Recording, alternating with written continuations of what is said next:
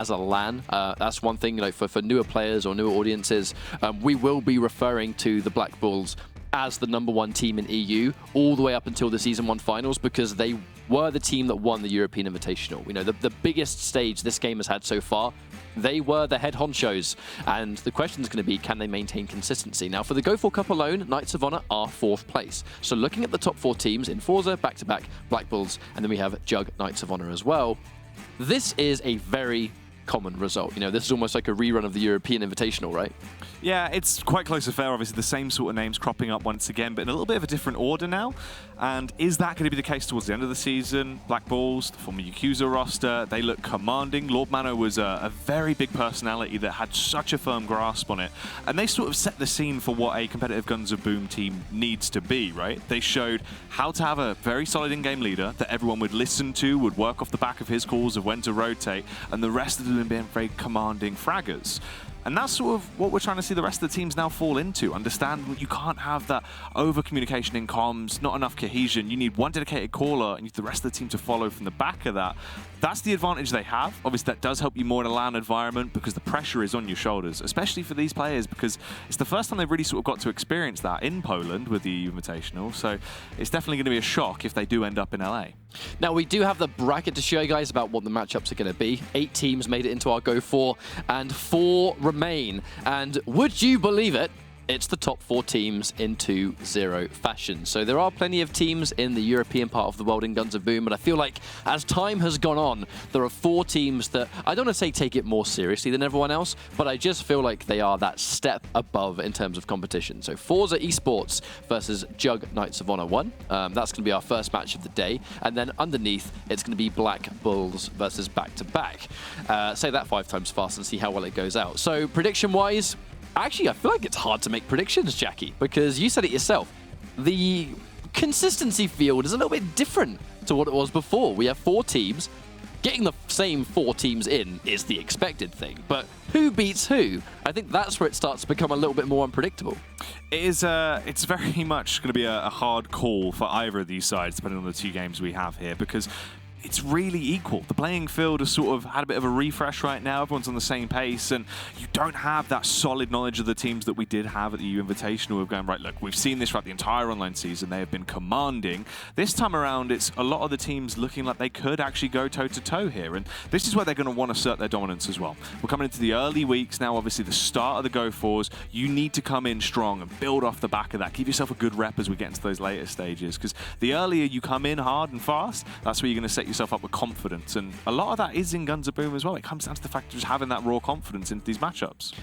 Guns of Boom as well is definitely a game which kind of favors star players a little bit more. We saw that throughout the EU Invitational all over the place, and I think the first name that we kind of think of is Killing Machine. Yeah. We saw Killing Machine pretty much living up to his name, right? Kind of just being that guy that just kind of collects frag after frag, and in the game modes that we have, you need to have that characteristic to have, I think, the fearlessness to go into a fight, weighing up your options, saying how much damage am I going to take here, or just if I can essentially hit this guy every single time and I reduce the amount of damage that I take.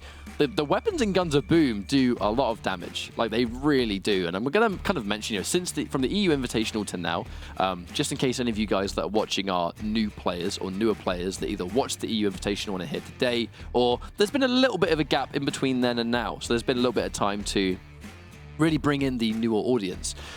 The guns we see in the pro mode, they are kind of like a set pool. It is things like the Barracudas, it's the Thanatos pick sometimes, it's the Porcupine shotgun, really high damage. It's pretty much when everyone has access to the same weaponry, it's more of a matter of not necessarily utility, it's we all do the same levels of high damage, and I'm going to hit shots more than you do. If you miss a single shot in a shotgun duel, or you're not just not close enough to get your knife kill or something similar to that, that little burst of damage that you miss is the difference between that guy beating you or vice versa.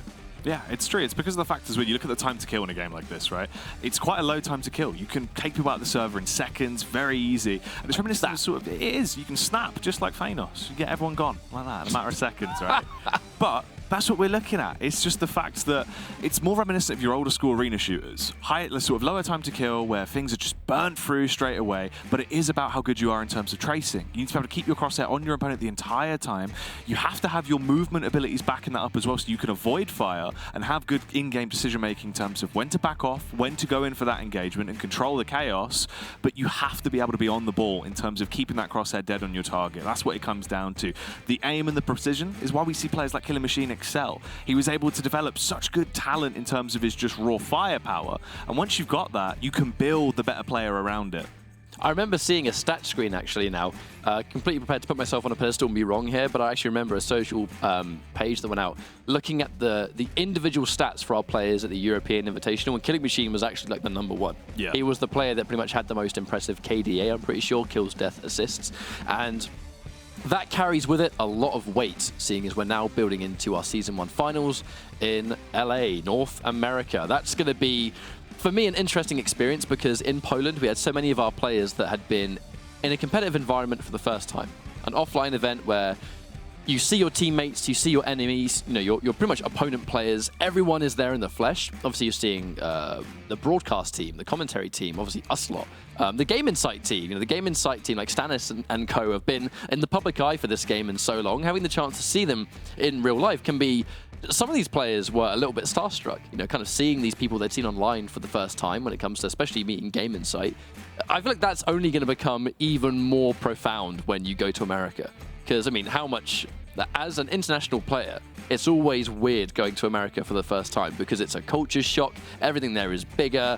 It's going to be warm in California as well. That's the weather I don't think players are going to be prepared for either. But all of these things that have all these little effects, it's actually wonderful to see players approach these for the first time because it doesn't come easy these days. So many players are veterans of this game or that game, so traveling around is no mystery to them. But with Guns of Boom, it's quite an infant scene, so it's a good opportunity for them. I think you've hit the nail on the head with that there, because that's sort of the case, right? We both come from very different sort of esports backgrounds and gaming backgrounds as well, and we've seen a lot of different scenes that have either been there for a long time or newer scenes that have cropped up where you do have the old school players transfer over and transition into the game. Guns of Boom is brand new in terms of the player base. It's all people that haven't been involved in esports before, or this is their first sort of time dipping their toes into the esports pool, and they like it. It was quite nice, you know, it wasn't cold, it was nice and warm for them, and they've eased their way in. They didn't have to just jump straight in, and they're feeling it, right? That's why you go to LA, they are going to be pumped. It's an entirely different setting, especially for the boys that were overwhelmed by being in that first-line environment in Poland. You think about how different it's going to be in LA, they are going to be blown away. I think it's fortunate they had the opportunity to first get comfortable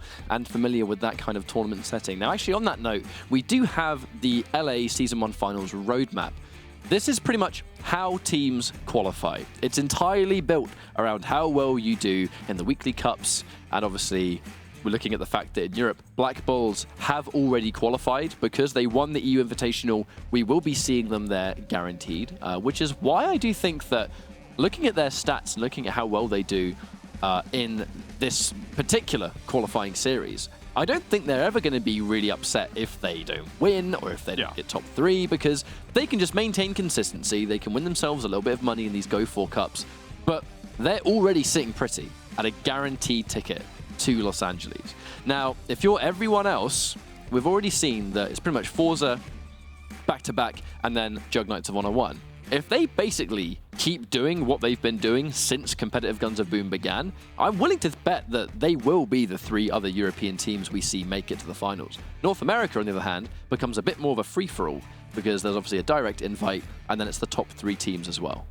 Yeah, North America is going to be the one that's very interesting, depending on what teams we get from this. But also the crazy point for people to grasp is the fact that this is the first time around we're actually going to see Europe and North America face off against each other in that LAN environment. Obviously, it doesn't really work online. There's too much lag. You know, it's not going to work between seeing those two sides play on a regular domestic level. But at a LAN event like this, it's the first time we're combining both of those scenes, and we can get a true grasp of who the overall best team in Guns of Boom is, and that is going to be crazy. That's the hard thing to decide, isn't it? Because I feel like the game itself, it's very standard in terms of like the competitive meta very much is set. You know, we have our players, we have weapons the players like to use, we have maps they play particularly well on, and we have strategies. You know, if it's Control Point, if it's King of the Hill, if it's TDM, a lot of the teams approach these in pretty much the same way. And normally in a game like this, they might use a different type of weapon or a different type of loadout combination. But I feel like in competitive Guns of Boom, right now, there is and always has been, a very strict meta of the same weapons, and that's not a bad thing. You know, it's definitely not to say that the game is kind of, there's a lot of weapons and the players are using a set amount. Some people might go, wow, why is that? But there's a good reason for that. It's through constantly playing and grinding the game, the community has deemed and found through experience alone that these are the best weapons for the job, and they use them accordingly. So that basically means it's going to be a matter of which team is just full on better at the game. Now they have the exact same tools. Like, no one's going to get gimmicked out. You can't random someone out with something they're going to not know how to use or deal with. Oh, wow, didn't know how to deal with that gun at high level, because everyone's got the same stuff. There's no cheese picks that can go into it. It's all very clean cut. And that's actually one of the more interesting things, is because like what we saw with Black Bulls, obviously, at the time, when they picked up that win, it was because as a team, they looked the most different in real life. They were the team that walked into it. They kept their heads held high, confidence throughout the entire thing. The maps we saw them lose, it was a constant reset.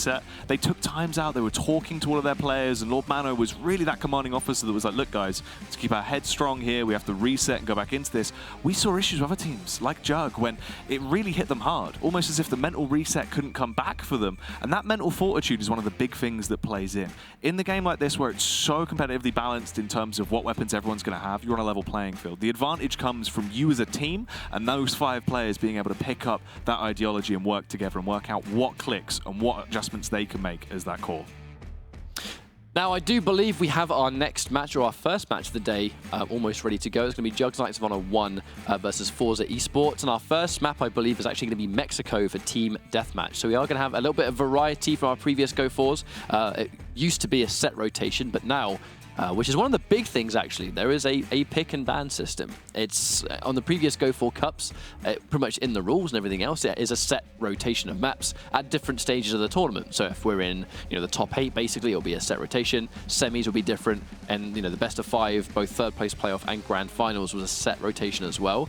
Now we have a pick and ban system, so players and teams are able to take out the maps they don't want to play and put in maps that they do want to play. And then tactically, you can kind of switch that a little bit. It's not necessarily, I don't want to play this and I'd like to play that. It's, you like to play that map, so I'm going to take it away. And then I know you guys don't like this map, so we're going to pick that. There's so much more variety in a veto system. It's the logical next step for Guns of Boom, right, in terms of the GO4s, because you can play with a set map pool, and it's good as a sort of a first run to get everyone used to things, and it's clean cut, and you know what people are going to play on, and you know where you stand. Coming into a veto system, it provides for so much more ingenuity in terms of you being able to counterpick your opponent, focus on certain maps, read them, and know how they play. And it's also the fact that in Guns of Boom, right, in terms of the game modes and what we have to offer there, you can go, okay, I know how this team plays on this. I know they're better at this style of mode. We're going to try and blanket ban that out, play for our strengths, and work around that way.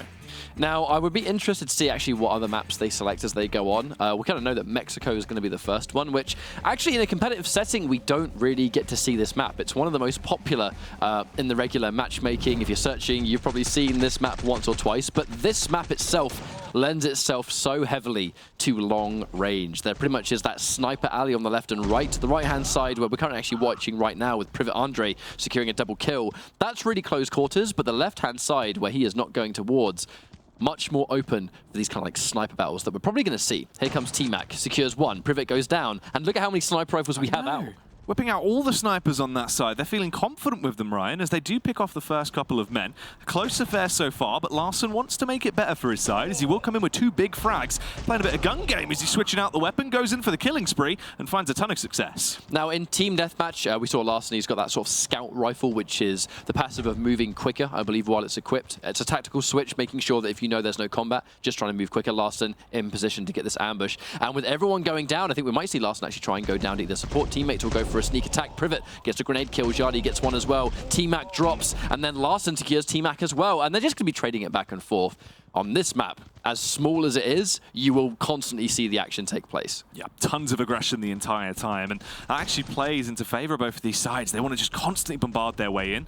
It's nice use of the grenades as well, but deadly with a double, actually. Takes down MMA and Chef in a matter of seconds. Privet in a wonderful position to kind of just sit back out of danger. The Barracuda ready to go. I'm actually kind of happy to see this match played. We don't see this map in competitive. I think this might even be the first time we've ever seen this map played in a competitive environment, which is useful for these up-and-coming players, these new players. This is one of the main games you see in the matchmaking. From day one, fresh out the box, fresh out of the download, you will see this map. Here we go. 2 kills going down. Forza looking just... The quality we've seen from Forza, from EU Invitational to now, it's like a light switch. The grind has been so real for these guys. Yeah, they put a shift in terms of the off-season, now coming back in since then. They're looking good. They've been dominating into this matchup as well. A huge point difference as they're winning the good majority of the fights. Jug will get a little bit of an advantage now, so as they try to bounce back into it. Stanson, another killing spree coming through. It's just the nades that are working out well for Jug. In terms of the points, they are being blown out of the water by Forza, and they just can't catch up. And the main thing about that is, again, for those that may have just joined us that may not know, the different kills you get, double, triple, grenade, multi-kill, everything like that, it gives you an extra bonus of points. And in Team Deathmatch, the goal is to get as much points as possible. First to 500 is going to win. By the way, Forza, I think they're winning this one. There's no way Knights of Honor can prevent them from getting 16 points. 1 or 2 kills are actually going to do it. Chief gets 1, but they take so much damage. You're on borrowed time, and the second you got 1 kill, yeah, that's all well and good, but when you've got half life left, no armor, and there's a guy with a porcupine right around the corner, you are guaranteed dead. You never want to go 1v1 versus a porcupine. It's only going to end badly for you. Just, especially if it's turned around. Oh yeah. The defensive mechanism. You get spiked, it's horrible. You just go to ER. Especially if you've got no armor as well. Half HP. I've actually kind of lost track of where I was even going with this, but you kind of set it up really well, and I just slipped through my fingers. It's all good, man. It's all right. Much like the map did for the opposing team there, as they do lose to Forza. I would definitely say it did. And unfortunately, it just feels like on TDM in particular, on Mexico, it's all about the good start. If you're a team that gets a wonderful start and you hold those angles with the sniper rifle, that's pretty much like the #1 strat is hold left or hold right. Either way, make sure that you are in position to get a sniper rifle shot before they are, because whoever's in position first kind of gets that pop shot before you're in position to land your own shot. So those kind of things make a big difference. But our second map, wasting no time, is going to be Military Warehouse. You guys would have seen this one a few times. This was in our best of 5 rotation for third place playoff and grand finals. And I feel like this map is going to be a little bit different. It's a bit more close quarters. You do, again, similar to Mexico, you got left and right, which are super good for sniper rifles to pick your locations and kind of catch them out of the spawn. But it's significantly easier to maintain the middle, I would say, in Warehouse. You've got that main building in the center. Ambushing that building is kind of difficult. You're safe from grenades, but can also throw a lot of sort of grenades and those kind of spammy weapons from distance. And it's very vital to get a good start on the Military Warehouse. We saw it a little bit at the European Invitational for that.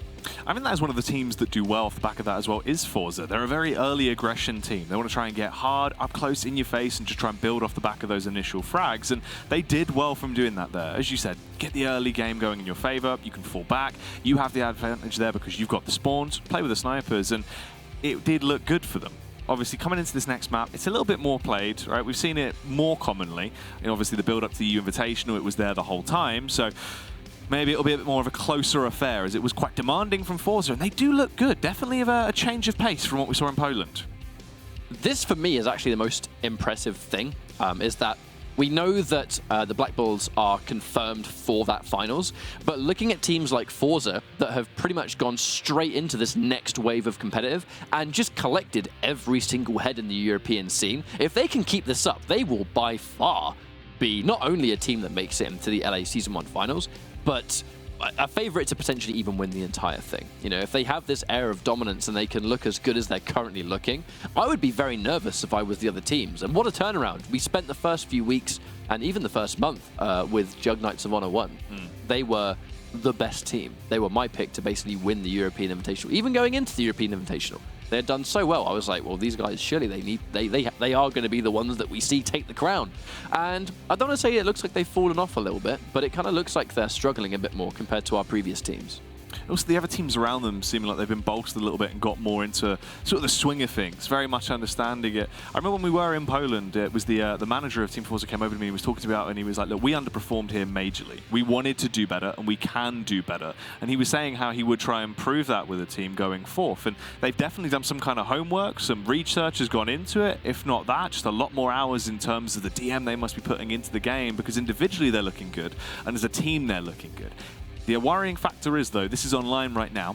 if they are able to get themselves a spot, can they carry that over back into the LAN environment? Because that's where they looked a little bit green around the gills. And with that in mind, if you're a team that does really not so impressively on LAN, and then you go to your next LAN after doing well online, it almost puts more pressure on you to begin with. And Larson actually going in with the speed increase. That is the scout rifle that you kind of see him use. Weapons having passives makes a big deal. The Porcupine doing damage over time if you survive the first hit, which is why these guys are on fire. It kind of ticks the damage down. That's actually a huge contribution to why you die in these 1v1 situations. But that scout rifle, it's really, really good to use it out of combat.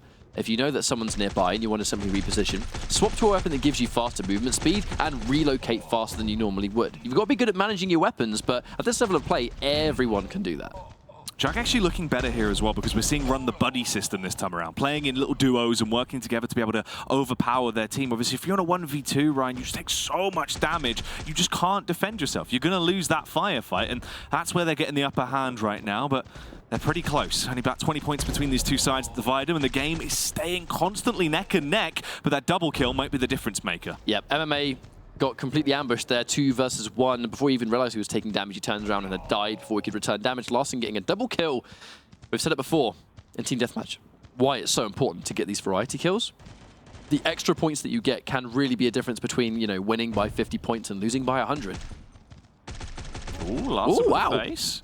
Nicely done. Finesse is on T-Mac there. Looks for more as well, as the entire team is going to aggress. But the response is big. Jug coming back into this affair with a good advantage into the game. But it's so close the entire time. We knew this was going to be a tight matchup. And the reason they won is because we saw Larson, before he died, secure that killing spree, which is a really extra burst of points. We just brought them back into the fight. T-Mac drops. Larson, followed up by Privet, get 1 kill. Taking damage behind, but not that much. He can't get a double kill. That's unfortunate.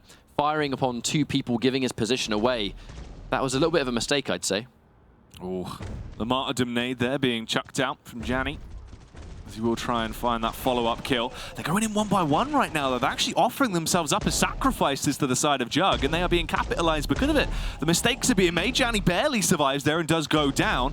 But the points are once again neck and neck, but Privet might be the difference maker here. That's a brutal kill combined with a double kill. A lovely little chunk of points awarded to Forza Esports, who are just looking better and better. The 2-man attack going through. One of them does go down, but not before they get 2. Deadly secures 2 kills. And at this rate, I think they're going to take the lead and then some.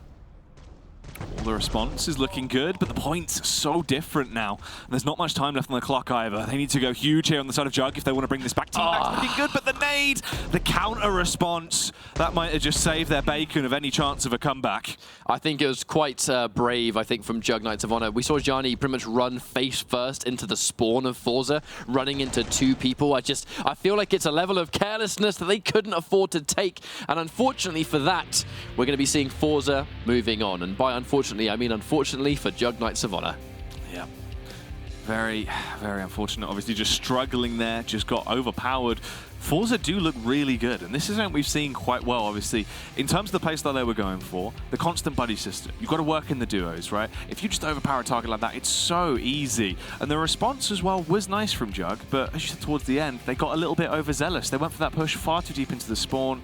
They've got the spawn protect, they've got the better angle at that point. They're grouped up on you, you're so isolated. Even if you get in the tag, you're not going to get the kill. Exactly, and when you're that far behind and Forza simply just needed like 1 more kill, maybe 2 to win the map, I think running in 1 at a time was not a good idea, because when you are the team that is winning and it's, hey guys, we just need to get 1 or 2 more kills, let's make sure we're always together. And if someone turns around the corner, if they're by themselves, they will die immediately. And if it's 2v2, all we've got to do is maybe pick off 1. If we win a 2v2, we'll win the whole game. It's just, the calculation at the end from Forza was just way more impressive. They knew how they had to win, and they pretty much formed a team entirely based around denying kills and just staying consistent until they get 1 or 2 trickled in. Exactly, just hold the firing line, wait for them to push into you. They made the first mistake. At that point, you just want to play defense. You still had about 40 seconds on the clock, so you could have played with it. Just held back, wait until they push in, try and use that remaining nades, try and get the damage out and finish off the weaker opponents. But instead, they went for the bold play. The bold play just didn't work out. Well, this does mean we're going to be seeing Forza Esports walking quite comfortably into our grand finals of the day. Jug Knights of Honor won, unfortunately, are not out of the tournament, but they will not be seeing grand finals at all, and we'll be seeing them later in our third place playoff. Because it's a single elimination bracket, it's not double elimination. This basically means that if you lose here, you go into the third place if you're in the semis, and whoever loses our next match will meet Knights of Honor as well. Because top 3 get paid, that's pretty much why the third place playoff is necessary, because only the top 3 teams of the stream will get paid, and whoever loses third place playoff pretty much leaves the tournament empty-handed, which I think is not a pleasant time to leave, but getting this far is good for progression, if anything. Now, look at these 2 zeros, Jackie. There are so many already, but our next matchup could definitely be closer. Yeah, it might be. It'll be actually an exciting one as well, because it's, for the both of us, really, the first time we're going to see the former Yakuza squad back in action since the Invitational, and there has been a bit of a downtime between then. So have things changed? Are they looking as good as they did there? And are questions going to be answered by them coming into this? Obviously, they do have that spot secured, but they're going to want to leave a mark. I don't think they're going to want to go quietly into the night. Now, the thing about watching these teams play for me is that Black Bulls, they have rebranded because they have undergone a slight roster change. Their players are not the same as they were before. I believe it was Megat no Gokui. I'm really sorry if I've butchered that name. I have no doubt I've been doing that the entire time and probably will continue to do so. But I believe he currently doesn't play for the lineup. That's what we saw in the bracket online, and we'll find out momentarily what their new roster is likely to be. But back to back, they've just been consistent. They've just been a consistent team. They're always up there in the bracket. They're always a minimum top 4, dare I say minimum top 3 at this point. I believe back to back have been in top 3 or grand finals of pretty much every stream. But back-to-back have rarely been able to secure first place all the time. That's the thing about back-to-back is I feel like right now they seem like almost like a forever second place team. And now we're going into the LA Invitational. Is this their time to step up like everyone else is? You know, we've seen how Forza esports are climbing. Their progression has been super impressive, to be honest with you. We haven't really seen that case before of a team that did, I will say it, so badly compared to how they know they can perform, to give them about a month since the Invitational, and now it's like a completely different team. That's what's crazy, because if you take it sort of for what it is and sort of count it as a bit of an off-season there, in that time they must have put in so much groundwork, stuck together as the core roster and been able to work out what they need to improve on. And that was sort of what they said, you know, they were one of these teams that was like, look, we know we made mistakes, we can do a lot better, and we're going to prove that. And that is the best mindset to have. You don't want to be defeated off the back of it and sort of walk away and get stuck in a rut. You need to just reset, take it for what it was. You know, it was your first attempt at your first LAN event. You're not going to win every event you go to, especially not the biggest first event you go to. That's the one with all the pressure on your shoulders. And maybe that's what it was, a bit of a mental barrier they've now been able to break through. Well, we might find out momentarily. Our first map for this matchup is going to be the Military Warehouse. And I do think that in this kind of veto system today, the Military Warehouse, I think we're likely to see a lot. It was Black Bull's choice, just FYI for those at home. And the reason for that, I'm pretty sure, is because this is the map that competitively, as far as TDM goes, has been played just to the ends of the earth. It is one of the most played competitive maps, not even when you factor in TDM, just in general. It's always there in some capacity, which means that in this competitive environment where they're playing for the cash money, it's a map they're familiar with. And we always talk about, right, the devil you know versus the devil you don't know. When you're playing for potentially $120,000, what would you rather pick? Yeah, you want to go for the map that everyone's going to have the same sort of basis on, right? Even if both of you prefer to play that map, that's better than going for the cheese pick, because one team might have a little bit more of an advantage and be like, all right, we've been playing that in the off-season. That's also the mind game effect that comes into play with this veto system that's now enforced, right? It's the fact that there's been a bit of a time off. You wouldn't be playing against each other as regularly. Sure, they might be doing scrims in their downtime and still playing with some of their other team members, but that's the point. You're not playing against your opponents. You don't know them as well. Coming back into this, it's still a fresh learning curve again, and the veto system is going to be a big part of that. You know, we were talking earlier about how we are going to kind of inevitably have the big match between Europe and North America. Dare I say, who knows if the Season 1 finals might even be a Europe versus North America match. It might be Europe's best versus North America's best. But we were talking about how the gameplay-wise lends itself quite heavily to being similar every time, you know, because it's the same weapons and it's the same players. So quite often it's pretty much a matter of, is this team better than the other team? But does the map selection, will that offer something a little bit different? Will there be our teams preparing interesting maps or weird picks that no one's used to? And do they have these hidden strats that they're saving for when they're playing for the big money? I think that might be the only opportunity we'll have for players to go in with this really weird, like, trump card pick. Yeah, and we also see that then as well, because you'll start to realize which teams are going to King of the Hill, which teams are good at deathmatch, which teams are going to try and force out those bans every time and just blanket not want to play them unless they're forced into it. And that's probably not the worst thing in the world to have, especially because we do have two quite different scenes here, obviously with Europe and North America. It'll be interesting to see, just in terms of the nationalities, what it's like when they do come together. If that veto is going to be a little bit more sporadic and the teams are going to be unfamiliar with them, obviously building up to that event, once the teams are confirmed, you're going to be watching over those games. You're going to be watching over the VODs, trying to work out exactly who's playing what and why, and try and get at least some bit of prep done for it. But I think it's going to really build for something that will be interesting. Probably different compared to what we've seen so far with Guns Boom. Well, here we go into our next matchup of the day, and it has been a good start. Back-to-back looking good so far. Black Bulls recovering an impressive grenade.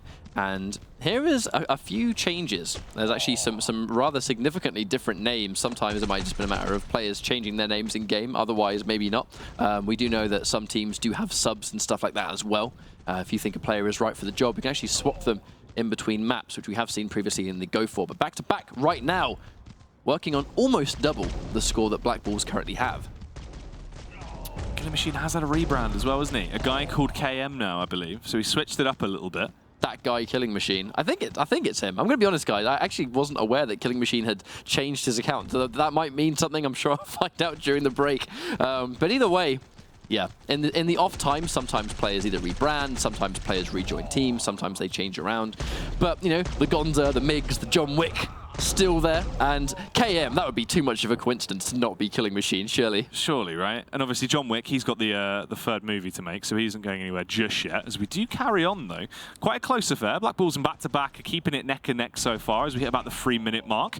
Gonza does push in, kills the UK man in excellence, but there is a fast response coming back out from that side of Black Bulls. But I do believe Divine King is the player that has joined the Black Bulls lineup. That's what we were sort of informed about before this broadcast when the changes were made. So just for the sake of this series, I will assume that Divine King being that sort of like new addition. New additions, the only way to test their mettle on a new lineup, scrims can only do so much. It's when the tournament takes place. That is what makes the difference. And right now, not really close. Back-to-back kind of just looking like they have that slight edge. But I like the fact that Excellence sticking to the sniper rifle, sitting back. Armace gets one as well. Gonza takes out a frag, but there's no way Excellence did not coordinate right. He's over here, he's over there. Oh my god, Gonza face first and Killing Machine as well. That was a group wipe.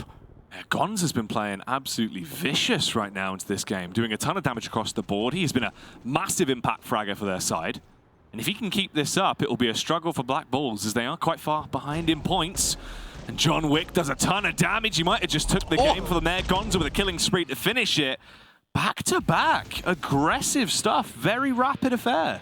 It was pretty much why Team Deathmatch can be one of the most one-sided game modes in this entire game. It was pretty much right there. John Wick and Gonza pretty much combined going in. Gonza was pretty much the star player, I think. I know I just said pretty much like 4 times in one sentence. That was a first for me. But Gonza was looking really strong, and I like that. I like how we're reaching a point where it's not just this player is the best player in the team, and they will always be #1. Because I remember at the Killing Invitational. My God, the Killing Invitational. That's not a word. The European Invitational. Killing Machine was what essentially seemed like the #1 player of the entire stream.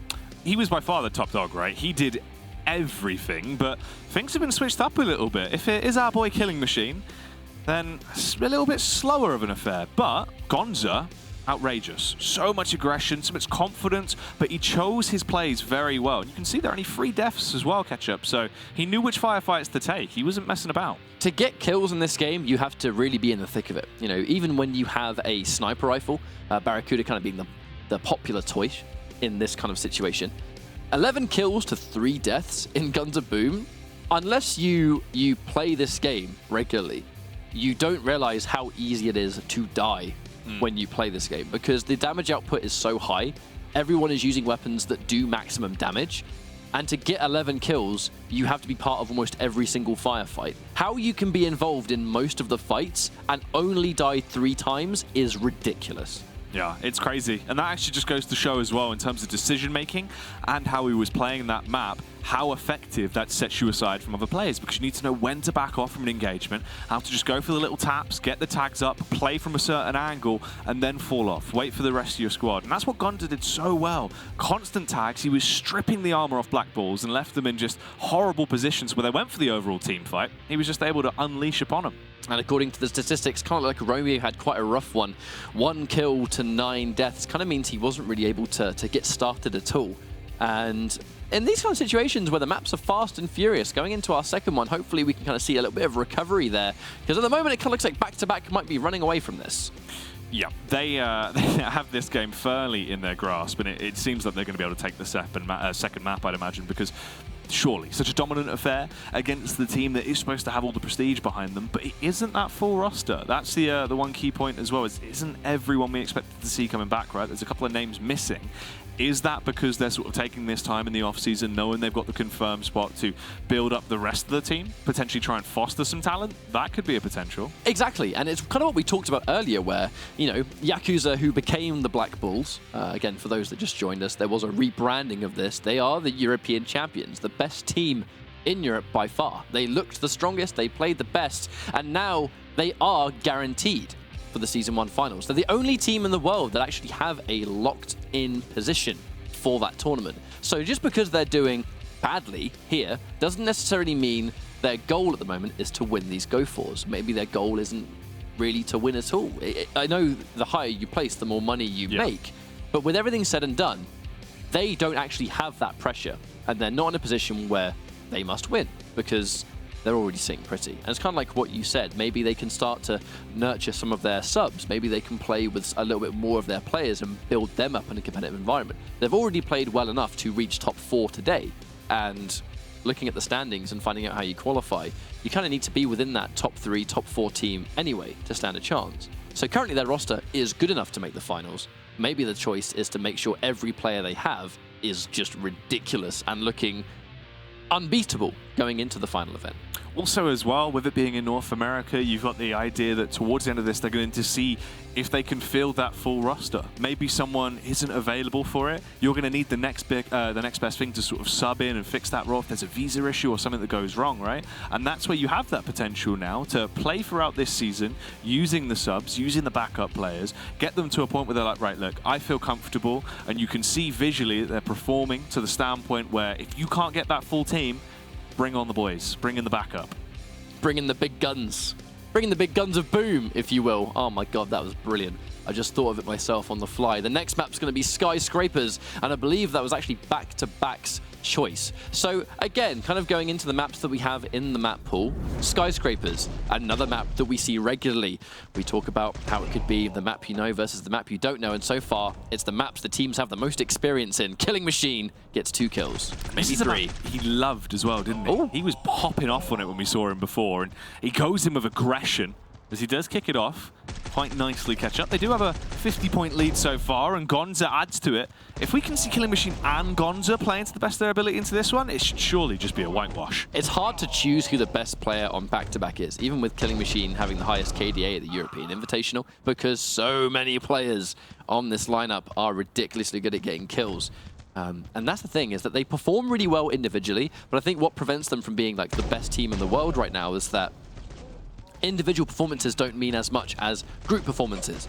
And in some of the more team-based modes, it becomes a bit more prominent, but we can see, again, trading it back and forth. Back-to-back had a good start, but now it's starting to run away a little bit. Black Bulls are starting to catch up. Yeah, excellent. The UK man himself is bringing actually a fair bit of damage down upon them as they're grouping up. They're playing with this triple threat now over towards the mid of the map as they just use these sniper rifles. Constant tags. Everyone is being shot down. It's still neck and neck, but back-to-back start to peek it out towards the end now. Migs staying alive as he has been tagged down quite low. Now, the reason I love Porcupine so much as a weapon is because whenever you get a kill, it really kind of demands they use one of the only healing items they have before they go down, just to make sure that they don't trade. You know, normally when you get hit by a damage over time weapon and you win the fight, you're so weak that the ticking damage might actually kill you and force a trade anyway. You have to pop health to prevent that from happening, which does waste it in some ways. Migs currently still alive, but drops to Arm Ace, Divine King, and Arm Ace getting a second one means they get 3 kills unreturned, slightly behind,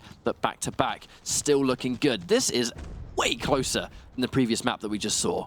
Yeah, this is much, much tighter. And Black Bull's actually showing the prowess that we expected to see coming out, but that is the advantage taken. Killing Machine and Migs get a kill apiece. John Wick also adds to the tally as he will slay Excellence and leave him lifeless on the ground, and things aren't looking too great now for Black Bulls. They have much more of a lead too. It's crazy how quickly it can go from being close, you kind of just flip a light switch and just like that, you're 50 points behind. And before I can even finish talking, Black Bulls have been able to bring it back a little bit. And before I can even finish talking, he's got it again. John Wick just getting so many points. And now back-to-back are on the verge of winning their second map. What a grenade from Migs. Yeah, that was huge. The forearm strength is tremendous on that man. As this one carries on, they're looking like they are going to be able to just run away with it and close it out. At this point, Migs gets a triple kill. And this should be a doozy. It seems like it will be over, as how are they going to bring this back? They would need to find so many frags, and the potential just isn't there. Looking a little bit lifeless as the final push seems to come in. It's a bit of a back and forth, but which way is it going to go? Well, I mean, sometimes you find positions where you get such a crucial kill, or group of kills is a better term, that the win becomes impossible. I mean, back-to-back to lose now, they need to just... They have to get no kills and die loads. Like, that's basically the only way. And I just don't think it's possible. Divine King does get one headshot. And I think that's their strategy. Group together, stay far away, and wait a minute, what? What just happened there? Remember when you said they have to get no kills and just die loads? They've done that. That's exactly what they just did. My goodness. What an upset, to be fair. We've never really seen comebacks that close before. It just doesn't happen. It doesn't. It doesn't, because not it just dying. Shouldn't really. I feel like with the way the game works and how when you group together, things in the game, like obviously when you move your cursor over someone, you hit them guaranteed if you're just aiming correctly and managing health items, and kind of, with the exception of grenades, if you're sticking together, you kind of force people to prioritize one target and you can't focus one person down because there's so many people around them that conceding, like not getting one kill seems impossible. But I think the call was made. I mean, Divine King got the first kill on the Barracuda, thinning the herd to 3 versus 4, and then they must have just focused every single target. Yeah. That was ridiculous. That could have been the only way that did go down there, right? Is obviously all 3 members just getting beaten down one after another, because they can DPS you and they can tag you up. But if all 3 of you are there, you're going to kill them quicker. And that was just sort of the fact they were slightly spread far behind as well. They weren't as grouped up as they wanted to be because they were a bit staggered. So it worked. Normally we don't see it because they only needed 1 kill and that would have been the game. But they didn't get it. I believe we actually have the final moments of that map ready to go, and I'm really curious to see what happened. It pretty much just looks like they decided to get a Barracuda shot first, and wait, no, that's wow, what a that ending. Down. So as you saw right there, they did in fact make the comeback, just in case you were a little bit doubtful. But kind of going by memory, what I think we saw was the distance was based enough to make sure that you can get that Barracuda shot, which Divine King landed. And no, that's definitely the end of the match. It's the same one again. And let's watch that again in slow motion. But pretty much it was getting a Barracuda shot first, which forced 3v4, and then I'm pretty sure they just went in together and they made sure they didn't miss a single shot. They 100% must have called out, you know, left, right, middle, whoever you could see, not even a name, just this guy here, focus, this guy here, focus.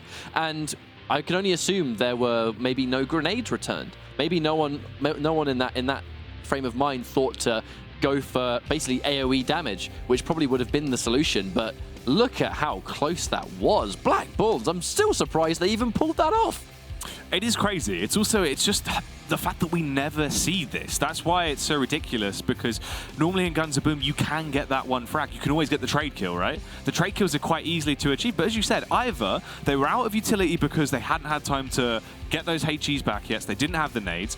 That could have been a point. Or they were just panicked because they were in that overwhelming firefight that they just wanted to try and kill a player, rather than using the nades where they would have got a frag and could have actually won it. So they do all go down, but that was tremendous. Very, very well played from Black Bulls. I don't think we're going to see something like that again for a little while. I can only assume they didn't have grenades because, you know, remember that you only have a certain amount of them per spawn and per life. So maybe that was it, but here we go into our next map. Another map we don't really get to see in competitive, but it's one of my personal favorites. Trading it back and forth, back to back, have an early lead for another time. Shades of our last map, I think. They do add to that tally as well as John Wick gets the follow-up frag. Romeo will trade him back. It's not looking too good so far for Black Bulls, but they can definitely get into the swing of things. They're a team that sometimes just needs an extra bit of a kick, and definitely with the confidence they had from that prior match, they're going to be wanting to get some blood into this one. Some nice trades across the board, a bit of an up-close firefight here. Gonza's normally the favourite, but Excellence wins it, but unfortunately, there was a killing machine in the wings. I mean, that's the thing, isn't it? You normally say Black Bulls, they have a lot of work to go, and they were in that exact position last time, and they pulled off what was basically the impossible, so looking in good form anyway. I like Armace's little hat. It's quite cute. I like all the hats in this game. My personal favourite is the diving helmet. Yeah? That's my favourite. I like some of the big hats, because I feel like some of the hats are actually so big it gives your position away when it shouldn't do. So I take the smaller ones. The tactical hat from Ketchup. Hey, man, that's advice from P&D Ketchup. Don't take a hat that's too big, because you actually stick out of the map sometimes and they can see you. I think that's life advice, really, isn't it? Never pick a hat that's too big for you. I would agree. I'd agree with that one. Hell yeah.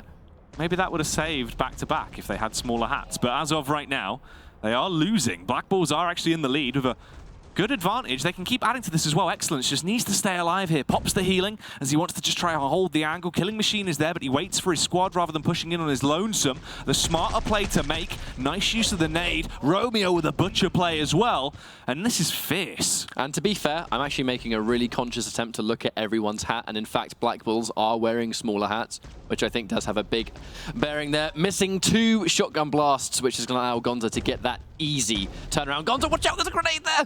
It can be so hard sometimes to watch around the corner. Gets caught by a grenade mid-transit, walking right into it. Armace and Divine King trying to kind of split the offense a little bit. Divine King staying in the middle with his Barracuda. Has to watch out. That can be quite a prime time spot to get ambushed. Tries to jump down, and Gonza with the reactionary shots. Really good stuff. John Wick, can he get 2? No. Excellence. Manages to secure 1. Secures 2 as well. The double kill and a headshot. Armace with a killing spree. That's a lot of points. And Black Bulls are on the verge of winning this map. Yep, it seems that they're going to be asserting dominance. Maybe we doubted them far too early. Ketchup thinking they weren't going to win this one as they are crushing their way through. Coming down like a ton of bricks on top of Black. Back to Black, rather, as they are left in a bit of an awkward spot. Divine King finds the frag on Killing Machine. They need 20 points. There is no way they can lose this. It would be unheard of. I would definitely think so. We see that final shot come through from Romeo, and it's going to be Black Bulls moving on into our grand finals. And how about that? The rebranded European champs versus what you would definitely say are the biggest up-and-coming EU region team. It's going to be a grand finals worth seeing. I'd definitely say so. But to be honest, I was happy with, I think, the quality of play that we saw at the end. And on Skyscrapers, it was a little bit different because I think that the resources weren't quite there. They had been alive for so long. Back-to-back had been alive for so long that I feel like they didn't actually have the means to handle a 4-man assault, especially when they just lost somebody. On the flip side, though, on the next map, I don't think it was the same because they just lost... Black Bulls had just lost 2 people, and they respawned with a fresh stack and all of their equipment. So that's just, hey, we've just respawned. Just run in there and get 2 more kills, and then we'll basically win. That's what happened. And that's sort of the hard point as well, because at what point do you really get hit by the tilt? Because obviously you think, right, we're about to 2-0 the series, we're going to walk out of here, we're donezo. And then you get annihilated in a huge comeback. There's going to be frustration because you're going to be questioning how that was even able to happen, right? You then go into this next map. It was a tremendous start. And at that point, you can't really come back from it. The knock-on effect in Guns of Boom, because of how their score multiplier works, if you get so many early game points, it's just going to stagger and stagger and stagger, and you can get so much where the other team's just sat there in the dust looking lost with their big hats. Yeah, exactly. And I don't even think I was making it up. I'm pretty sure that we saw the Black Bulls feature smaller hats. And we joked about that, right? And that's one thing I noticed immediately when I started playing this game before the Go4s began. With cosmetics, in competitive, I know some of the cosmetics in the game look really cool, but I think there's a reason a lot of our players kind of wear the same visual gear. And I'm pretty sure the reason for that is to not be as obvious, because the stuff that looks really cool and some of the event stuff looks really neat, but it's big and cumbersome. And in matchmaking, it doesn't matter. But in tournament, when you're trying to hide around a corner, or you're on a map where the colors of your clothes don't go at all with the map at all, you stick out like a sore thumb. So there's so many different things to factor in as a competitive player of just because you like how you look doesn't mean it's the most practical. I would love at that point for you to just pull up a little graphic of just catch-up stats on skins, where you've gone through, you've worked out all the cosmetics, and you've seen who's getting the most frags and who's dying the most. I reckon that's probably our homework for the next one. I think I'll actually do that. I'm going to go the ideal costume. The best style? The best style versus the most efficient. That'll be something in Science with P&D Ketchup on our next episode of the GO4 Finals. But we're going to go for a quick break and set up our next few matches, our third place playoff, and then ultimately the grand finals. So don't go anywhere because more Guns of Boom. We'll be back after this.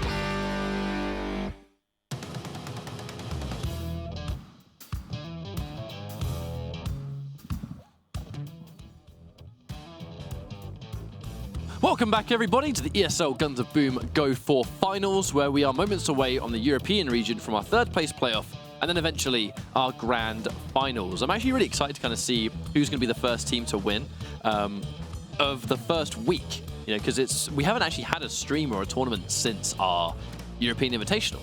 And now the players have had a lot of time to revise how they play, get a little bit more familiar with the current meta. Has anything changed? Has anything evolved? The main thing that's evolved, I think, is just the player talent, because Forza esports are looking pretty good to maybe win this day.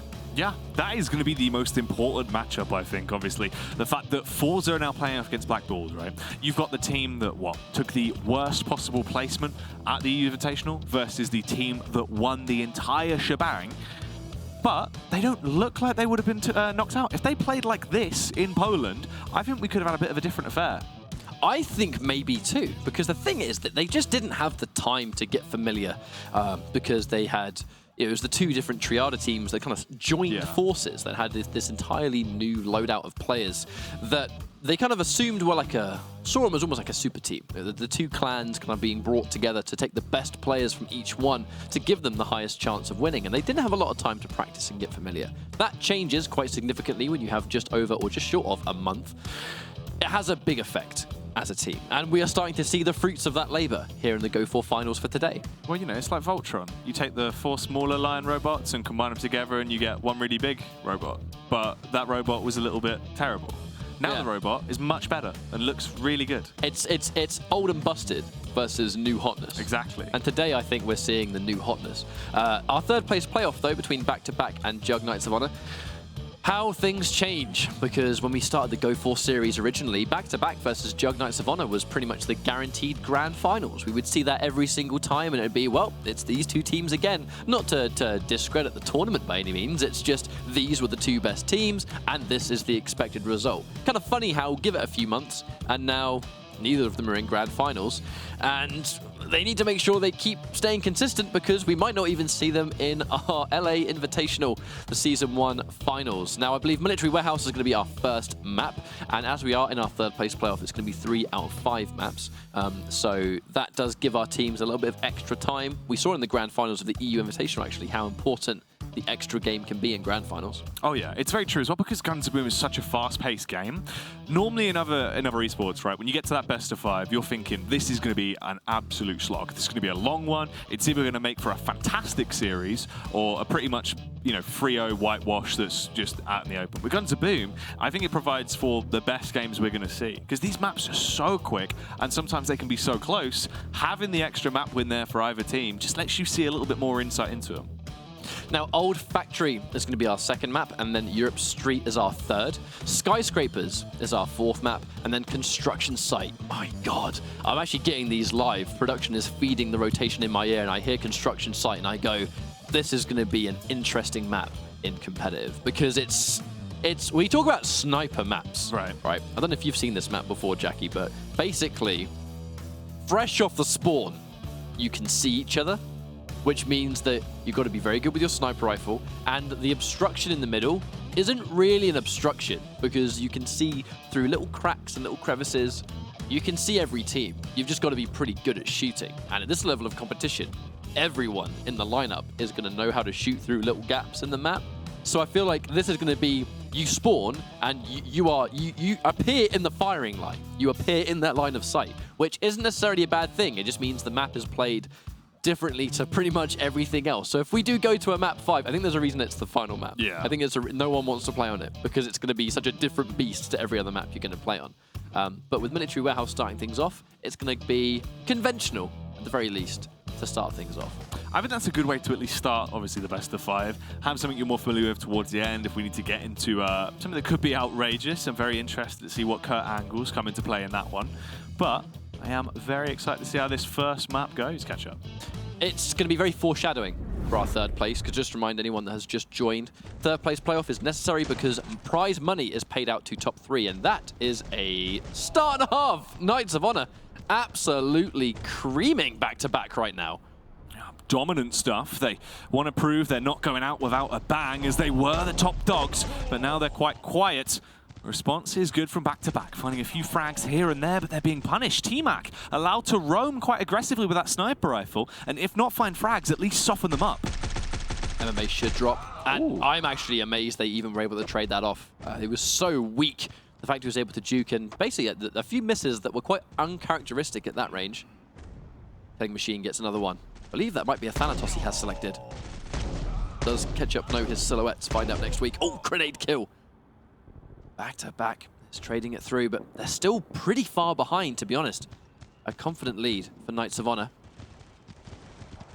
Back to back, need some kind of energy coming towards them, and Migs might be the one to actually start that, but look at the response, the killing spree. Chief gets the kills, T-Mac as well. He's just been uncontested, allowed to do all the damage in the world with that sniper rifle. Gonza looking for his moment. Gonza, I think he'd waited a little bit to try and get the ambush, but I think he was a little bit too eager when he sprang the trap and kind of just gave himself on a silver plate to two people at once. Killing Machine manages to secure another one, and Killing Machine is a master of the sniper rifle. Doesn't really matter what the sniper rifle is. If Killing Machine has one, he does magical things in competitive gun to boom. Migs running straight forward, gets one grenade shot, which is enough to combo into a Porcupine. A double kill as well. That was well played by Migs for sure, keeping them in the fight. Big plays, and we need to just see that carry on. Obviously, Jug, they have the lead currently, so if back-to-back want to bring it into their favor, they just need to get these constant winning fights. They can't afford the trades, and Migs is the only one that's actually doing that. Janny, up close and personal, kills himself with the splash damage from the nade, and they have taken the lead now. Back-to-back are the ones in favor. They just pretty much flipped it. It was almost like a light switch. Again, Gonza springs the trap, but gives himself a little bit too eagerly. T-Mac gets two, which has put them back into the fight. Killing Machine manages to get that unreturned sniper shot, and now he's not going to want to overextend. He wants to be that damage from distance. Johnny catches sight of it, unfortunately, which means he drops. Not before Gonza manages to return the favor. Knights of Honor, they're in the lead, but not by very much. Gonza a 3 versus 1. That was a terrible time to run in, and now Migs follows up as well. I think they're just being a bit too bold for their own good, Jackie. Yeah, this is going to be a struggle. Jug, they should surely take the win from this point. You have a mass advantage in terms of points. They would have to throw it away if somehow they were going to lose this, but the backstab is crisp. They come in, they assault them from the rear. They didn't know what was going on. And now they just need to try and stay alive, really, at this point. 475 to 428, it's close. I worry the fact that Chief was just caught in the wrong side of town and don't want to be in there. And now they're going to be as careful as they can. Gonza manages to get a grenade kill. We said the comeback's going to be impossible, but they're just getting unreturned kill into unreturned kills. Killing Machine is weak. He has to run away. He is one sniper shot away from going down. And back-to-back have to be super careful. They go in for the big attack. Pretty weak, though. No armor either. Can they do it? No! The win is stolen away at the last minute, and the comeback is just denied. That's crazy. Like a 2-point difference there between the win for them off the back of that kill. Absolutely ridiculous. You just think if they would have had one more multiplier, if that could have been a double kill, anything to give them that extra edge. But instead, the team that looked good throughout takes the win. Exactly. And while the comeback was super impressive, the call to kind of stay... The one thing I don't agree on, which was done right at the end, they had a fight that went in their favor, and they essentially just needed one more kill. Now, I assume what their goal was they kind of picked an angle by the left-hand side of Knights of Honor spawn. I can only assume that their strategy was, okay, let's hold a point and then at the same time run around the corner, and then we make sure that if there's someone around there, we pretty much all porcupine them at the same time because they all had the shotguns equipped. If they were able to get that and it was just one person and it was a 3v1, before you even realize there's someone around the corner, you've died and they've just won. Unfortunately, they ran into the entire Knights of Honor squad who had just respawned, that had a really good stack. They had full armor, they had full health, they had health kits, they had all the grenades. They were as well equipped as possible to win that fight easily, and it just wasn't the right call to make to go in. Yeah, just didn't work out too well for them at all. We do have the stats for that one as well. Actually, good, pretty overall distribution there for back-to-back in terms of mid-Gonza and Killing Machine, but the one that's letting down the team, John Wick, he normally does go toe-to-toe and actually cause a lot of impact, but quite a silent affair there, unfortunately. Yeah, well, we'll see if he's able to sort of return it, redeem himself a little bit as we go into our next map. I'm kind of interested to see if every single map is going to be this close. We know that Knights of Honor and back-to-back, they used to exchange things a lot back in the day, and if they maintain consistency, that would be quite interesting. Old Factory is going to be our next map, which is another map that we've seen it once today, but it is only once so far, and it isn't a map that we see in regular rotation. So how that's going to go, it remains to be seen. Competitively, we see the maps have specific metas now set at high level, and for these lesser played maps, like Mexico, like Old Factory, like the construction site, for example, when we don't see them in competitive, what is the meta? How do teams approach these maps, especially in scrims?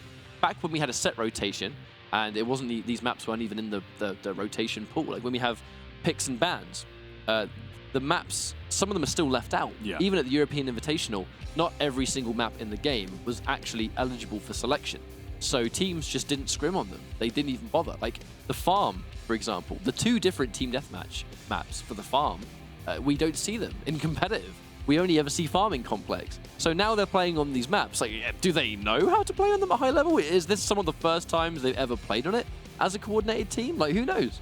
Because that's sort of the crazy point, right? Is you're not going to invest time scrimming on a map that isn't going to be played, or to your knowledge, you're never going to have to play it. What's the point? So it would just give you no returns. If anything, it's a diminishing return, because you build up bad habits on a map that you're not really going to bring into your rotation. So at most, maybe casual play, potentially like scrims if we're seeing, obviously, everyone with the subs playing together, just getting a feel for it. But that would probably be it. I don't reckon we've really seen them play it much outside of this. So this might be our first sort of glimpse into how it will be played in the meta. Well, we are moments away from our next map, and personally, the Abandoned Factory, it is always one of my personal favorite maps to play because it does kind of offer quite a variety. It's a very small map, but it does kind of offer different play styles. You can have the sniper players that like to kind of sit within the battlements, if you will, up the ramps off the spawn. That is quite a popular place to go. You don't see competitive players sit there for very long, though. It's quite an obvious location. They kind of go up there just to try and get an angle. If they can see someone, they might try and pick them off, and then they'll swiftly retreat and go somewhere else. But the middle of the map, there's often a couple of runners, those players that are dedicated to close range, extremely aggressive, running in, getting grenades on groups of enemies, and kind of just playing that extreme hit-and-run style. I know we don't see it in competitive, but the Brawler, there's a certain shotgun that makes you go obnoxiously fast. If you combine the Brawler with the pants that make you run fast as well, this is one of my favorite maps to have that loadout because you just zip around. And the Brawler does damage anyway. Like in regular matchmaking, it's quite a good meme, if I will say so myself. But in competitive, who knows? That'll be the interesting one. Obviously, if we ever get to a point with Gunsbin, we can have a couple of show matches between the pro players, obviously everything unbanned, and just see what combinations people are going to come up with and what they get up to with that level of skill. Could be quite a funny thing to have at some point. I feel like there's so much in the game that obviously the players are going with what they deem as the best weapon, but there's so many weapons in the game that have unique properties. Like, some weapons do life drains. A lot of weapons have damage over time. Some of them have unique properties that can penetrate targets. Some weapons give you ammo back when you land a headshot. There's so much variety that understandably players don't use because they feel like this option is the best. But I'd love it if we one day had like a matchup where it was like literally anything goes and stats are even. It just comes down to the passive that you like the most, because the passive is one of the unsung heroes of the game. You never know, mate. Maybe at LA we can have the All-Stars matchup. That would be an interesting one. We are into the action, and already there is a lead being picked up by back-to-back by about 40 points as Gonza and Migs are the ones on the assault. And there's a reason they're kind of sticking within the center of this map. There's a lot of cover, and at the same time, we can see the battlements being used to kind of just pepper out a little bit of free damage. If there's a fight taking place and someone kind of has the verticality on you, it's kind of hard to fight back because landing grenades and landing those shots, kind of difficult on a high up target. Gonza running right into that grenade, which allows an easy double kill. That's not the first time Gonza's ran into a grenade, though. I think he almost completely disregards the fact there's a grenade on the field, and he just runs into it. Just not bothered at all. Big confidence, big frags, big money. That's his mantra. It's what he lives by. And John Wick coming into effect does slay T-Mac, falls back as well to support his teammate. Use of the double nade, unfortunately falls short, or else it could have been a cheeky frag to give them more to play with as they are in the lead, but it's so close. T-Mac is always the one to get those punishing frags. Oh, cheeky. Look at that drop in the rear. T-Mac is really good with the sniper rifle. Every time we see him on the GO4s and every time we see him play, he is one of those players that is just similar to a killing machine. If he's got a sniper rifle, he's going to make magic happen with it. T-Mac runs point blank, gets the first shot on Migs, which allows him to get the last kill. You get the first shot, you tend to have the last laugh in this game. And speaking of which, John Wick running in. Before he dies, gets a killing spree. Very, very important. Yeah, it's huge for the overall points, and the difference is clearly stated there visually in terms of how far ahead they are. It might not look like too much, but it is going to help them out. They have that constant knock-on effect, but the response is good from Jug. Multi-kill coming through as they're just constantly picking them up. There's the double from Johnny as he will slay John Wick. They're about 40 points behind with 2 minutes on the clock. It's still doable, but they need to play a bit more defensive now. Johnny isolated all on his own in the 1v1 versus John Wick. How is he even still alive? He goes down to a grenade. John Wick just trying to stay a little bit safer. I think he knew Johnny was trying to set a trap. When some players take damage and they run around the corner, it's very obvious they're probably going to be staying there. So use one of your grenades just to spam it out. Even if you land a speck of damage, you're going to see where it's come from and you're going to know they're there back to back. If they continue to trade like they currently are, they should win this quite comfortably. Jug just giving them that opportunity, though. Not working there in really a crossfire setup. You're not having two of them go for a flank play. They are set up here. They can drop into the back line. T-Mac can do a whole ton of damage, but John Wick and Killing Machine bring it back in their favor. Good use of the blade, though, as John Wick will get butchered. Every time you get that butchered kill, it gives you an extra bonus to the kill as well. So it's not going to be just the fact that you got a kill, but the extra points that come alongside it. Killing Machine, very weak, no armor. The second you run out of armor, you pretty much become one-hit killable from those headshot sniper rifles. It's going to be a Thanatos, it's going to be a Barracuda. It's going to be something that will kill you in one hit, as long as that critical comes out. Johnny gets one. Knights of Honor, hang on, they're only just behind. They're kind of climbing this one back a little bit, but if you run into the spawn, you are just asking to get killed. Yeah, if they want to win this now, Ketchup, they have to dial back that pace so much, play defensively, and do things like this. Allow T-Mac to get long-range kills. You kill Killing Machine, that's good. He's going to be staggered for a little bit of time now before he respawns. You just have to get a couple more frags on the board. T-Mac trying to peek out. The rest of the squad playing in a triple-man setup to work together. They run straight into the nade! John Wick has destroyed them, but it's still close. It's not over yet. The Notorious Man will be able to get a double, but it still goes in favor of back-to-back. These matchups, they're so tight each and every time. They got that double kill, which almost put them behind, and then Knights of Honor themselves got their own double kill, and that really was one of those, like, they zigged when they should have zagged moments, because they made the call to stay looking in front because they thought someone else would come around the corner. That was like, we're going to hold this angle and we're going to dedicate to it, when they should have looked to the left, because where they thought someone was coming from, they weren't. The enemy was behind them.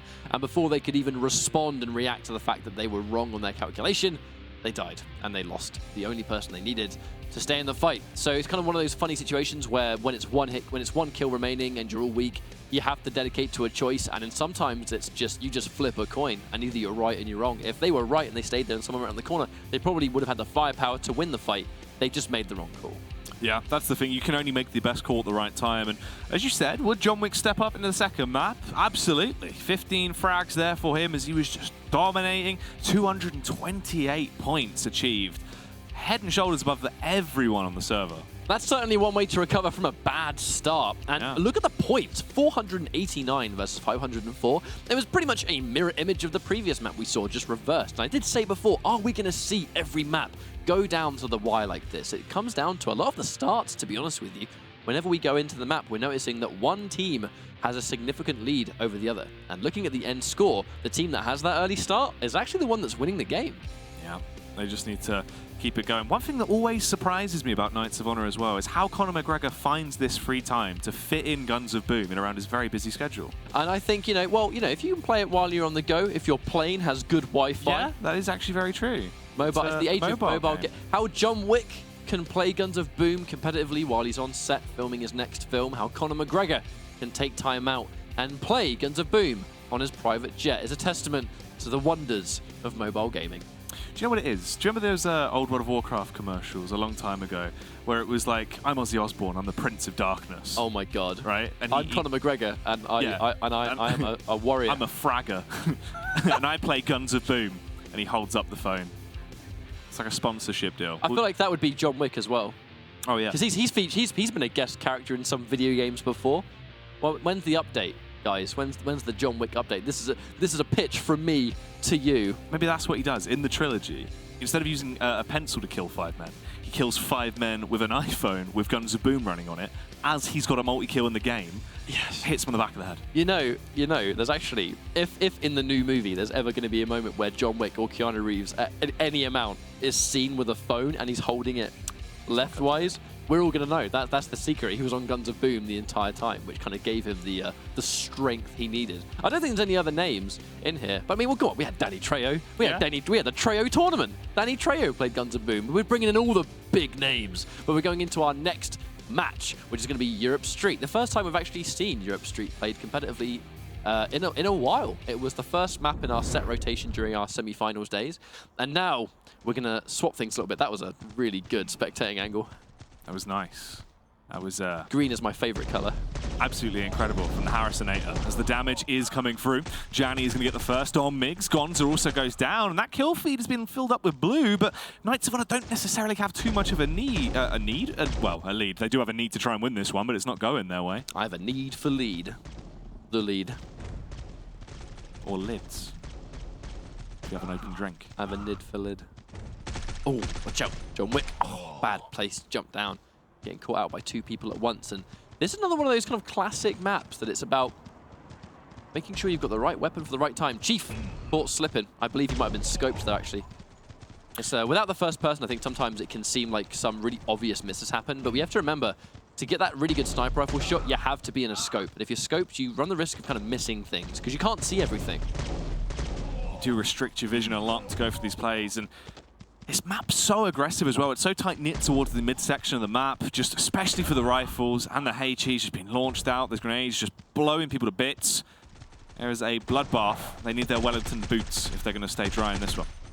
Chief in one of those difficult positions. Yeah, he really can't stay out of the line of sight. Migs landing the money shot, and he managed to take a second one. Gets another one? Not quite. That could have been a triple kill. Would have been super useful.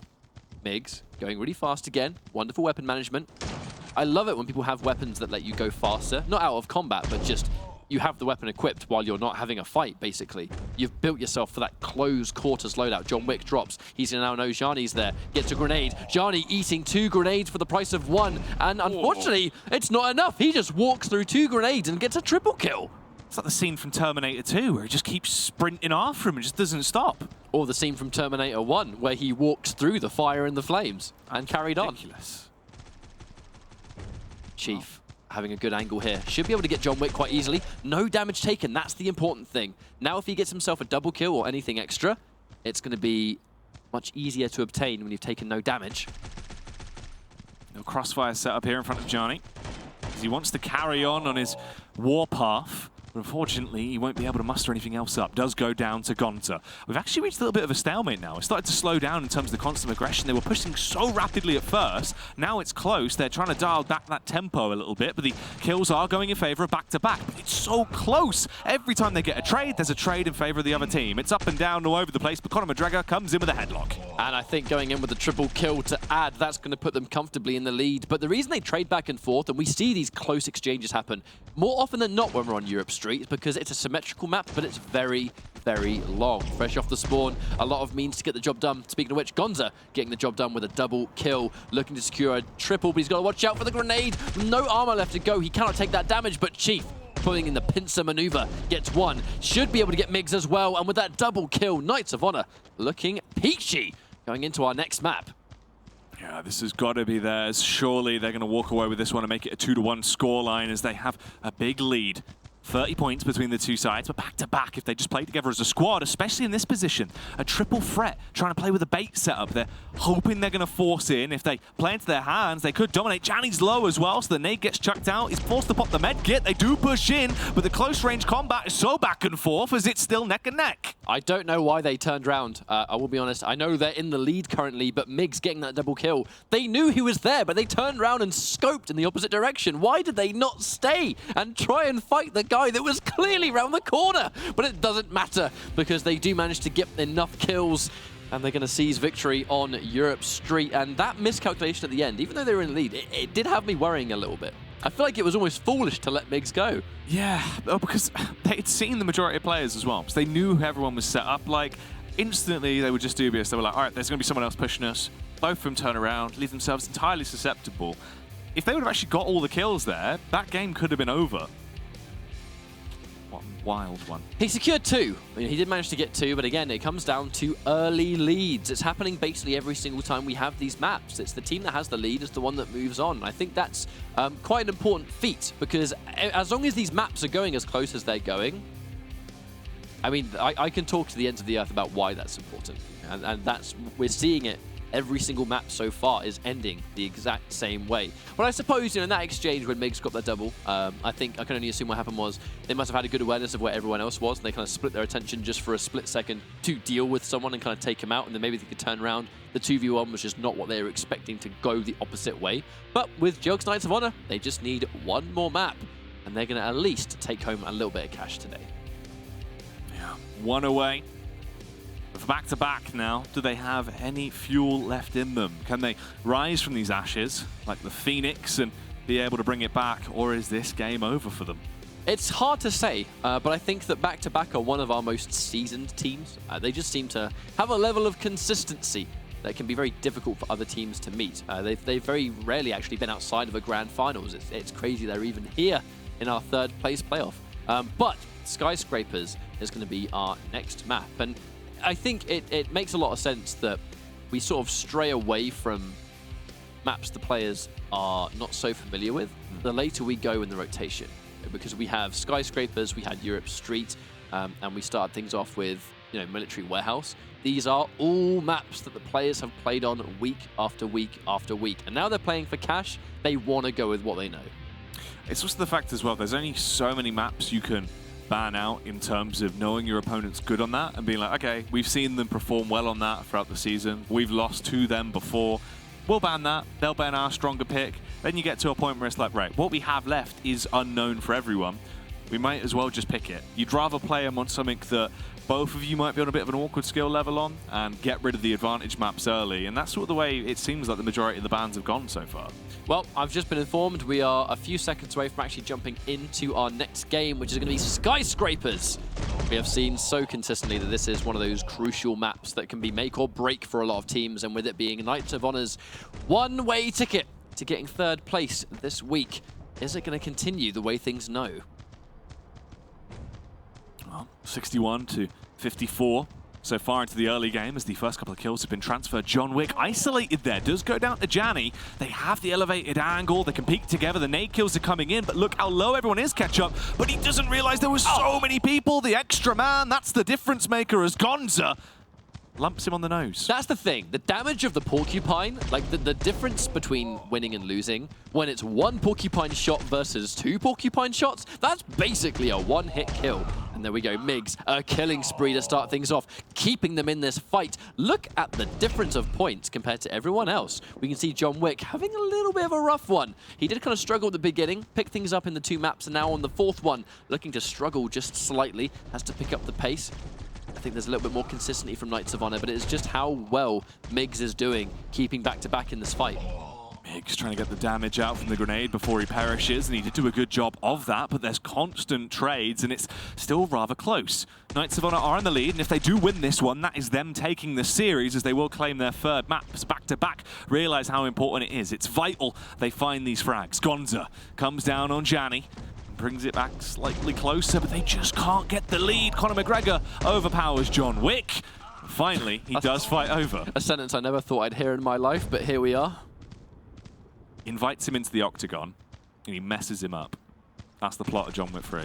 That's spoilers, man. You weren't supposed to tell them. I'm sorry. I've ruined the movie now. It's too late now. I'll see you in court, mate. The NDA is going to ruin me. Migs with a double kill.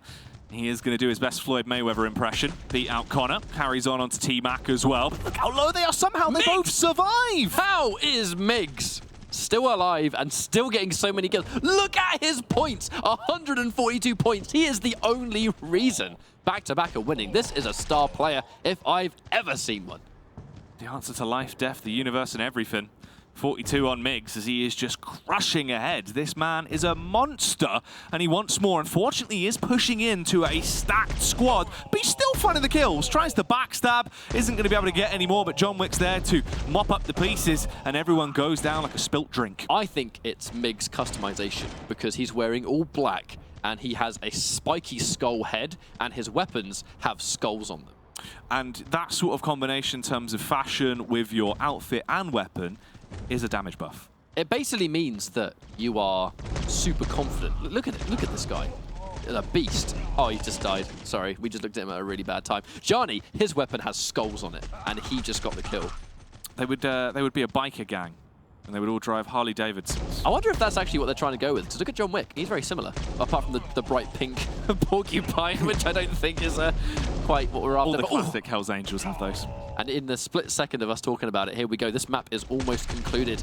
Knights of Honor, actually, this win has completely escaped them, and it's back-to-back who have come back kicking and screaming. It's definitely not a guaranteed win. Chokes have happened today before, but now the level of care coming through Jug Knights of Honor, they've got to be super careful. The grenade kill was going to do one. Johnny gets a grenade kill, which is going to give an extra burst of points. Maybe one more bonus kill might do it. Who's going to take it? Knights of Honor steal it away at the last second again. And it's not just getting the kills, it was the grenade kill and whatever finished the job.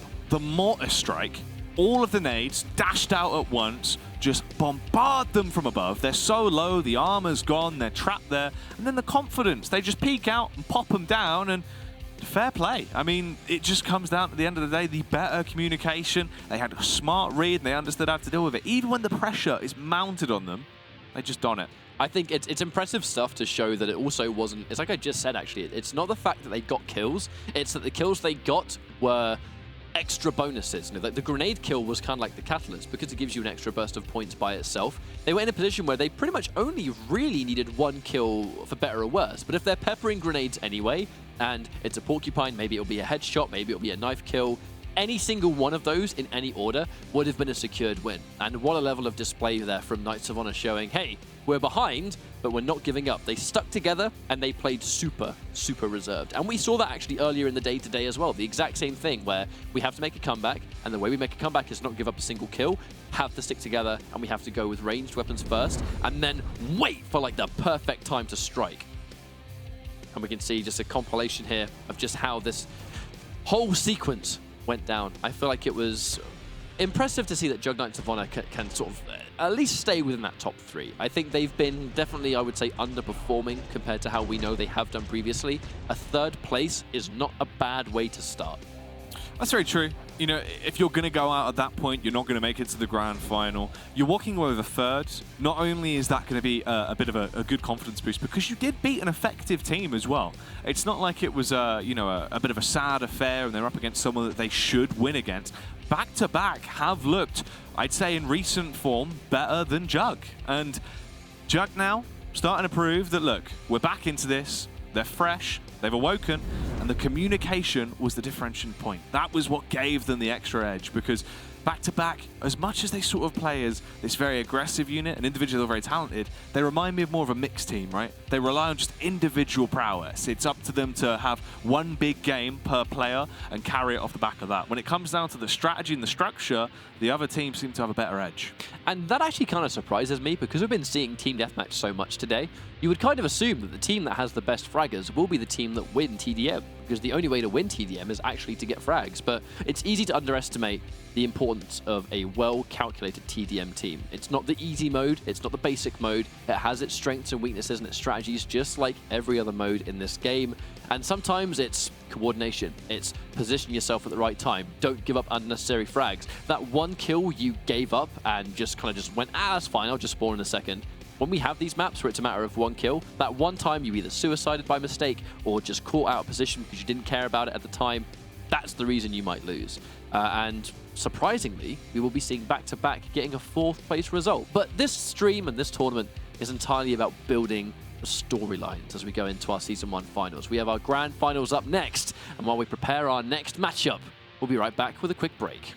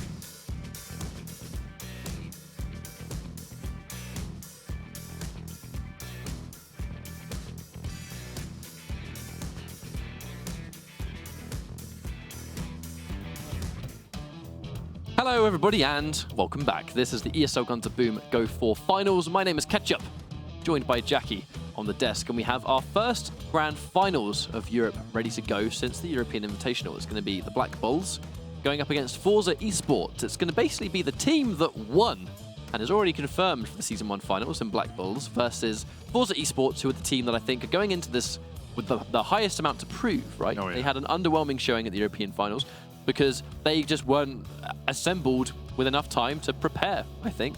And now they've had time to grind. We're going straight into our first map, which is going to be Skyscrapers. Oh, and there is that first blood spill in seconds. Deadly coming into effect as he will be able to connect that first shot and lock it down, but the response is good. Divine King, Armace, Divine King again as they keep it close. About 50 points split between either side as we do get into this action. And this one is important. You want to try and get that first map and get the early momentum in your favor. And Black Bulls quite aggressive in terms of how they're spread out here. They're spread thin, but they've got full control of the middle of the map, and they are getting out constant tags with that sniper rifle. Now it's going to be team deathmatch. Bird is the word. That this constant matchup of who's going to be the better fragger, and they're trading it back and forward, but Black Bulls looking a little bit stronger. Only 15 points separating the two teams, though. There's plenty of time for recoveries to take place. That said, look at the patience. They're sticking together. This is the strategy of TDM. Pile meat onto different points. There's mid-control here. Both of the sniper rifles and Excellence and Divine King, but they're not able to actually get any frags from it just yet. It's more the rifles that are doing damage. Romeo will kill Private. That's going to be, yeah, just one fight that's going to take place, but deadly. They just completely collapse onto Romeo right there. And I like how patient these guys are being. Quite regularly, these modes. Oh, Divine King going a little bit too fast for his own good. I don't think he'd factored in them being right around the corner. Slight miscalculation on where the opponents were going to be stationed. Armace, again, buying off a little bit more than he can chew. Misses the grenade throw as well, so just unnecessary damage lost. But they're only just behind. Only 10 points it was before. Not before Divine King gets one kill. Privet gets another one. Excellent. Follow through. Privet gets 2 kills in a row. And that double kill has put Forza in the lead, but only by a small amount. But that's the crazy part, is just how slow they're playing this compared to what we normally see. The trades are even more common. But Forza have at least given themselves a slight buffer now. They've edged out, and they can build from this. They just need to play their cards correctly, and they'll be doing just that. Armace gets overpowered. He will lose that tug of war. Romeo with a nade back on Private. They're still keeping it close though, Ketchup. Just as you think one team's going to edge it out, look at the scoreline now. I would be surprised if this wasn't a, one kill was going to seal the deal kind of moment at the end of the map. We've seen it with plenty of teams today, and I feel like Forza and Black Bulls, they seem to be pretty evenly matched, and the score is suggesting it. Even before then, one score separated the two. I mean, just that, if it doesn't describe how close this map is probably going to be, then I don't know what is. 4 points now. Look at this. It's crazy. They've got the balls by the horn. Just the one between all of them. They share it. It's very nice.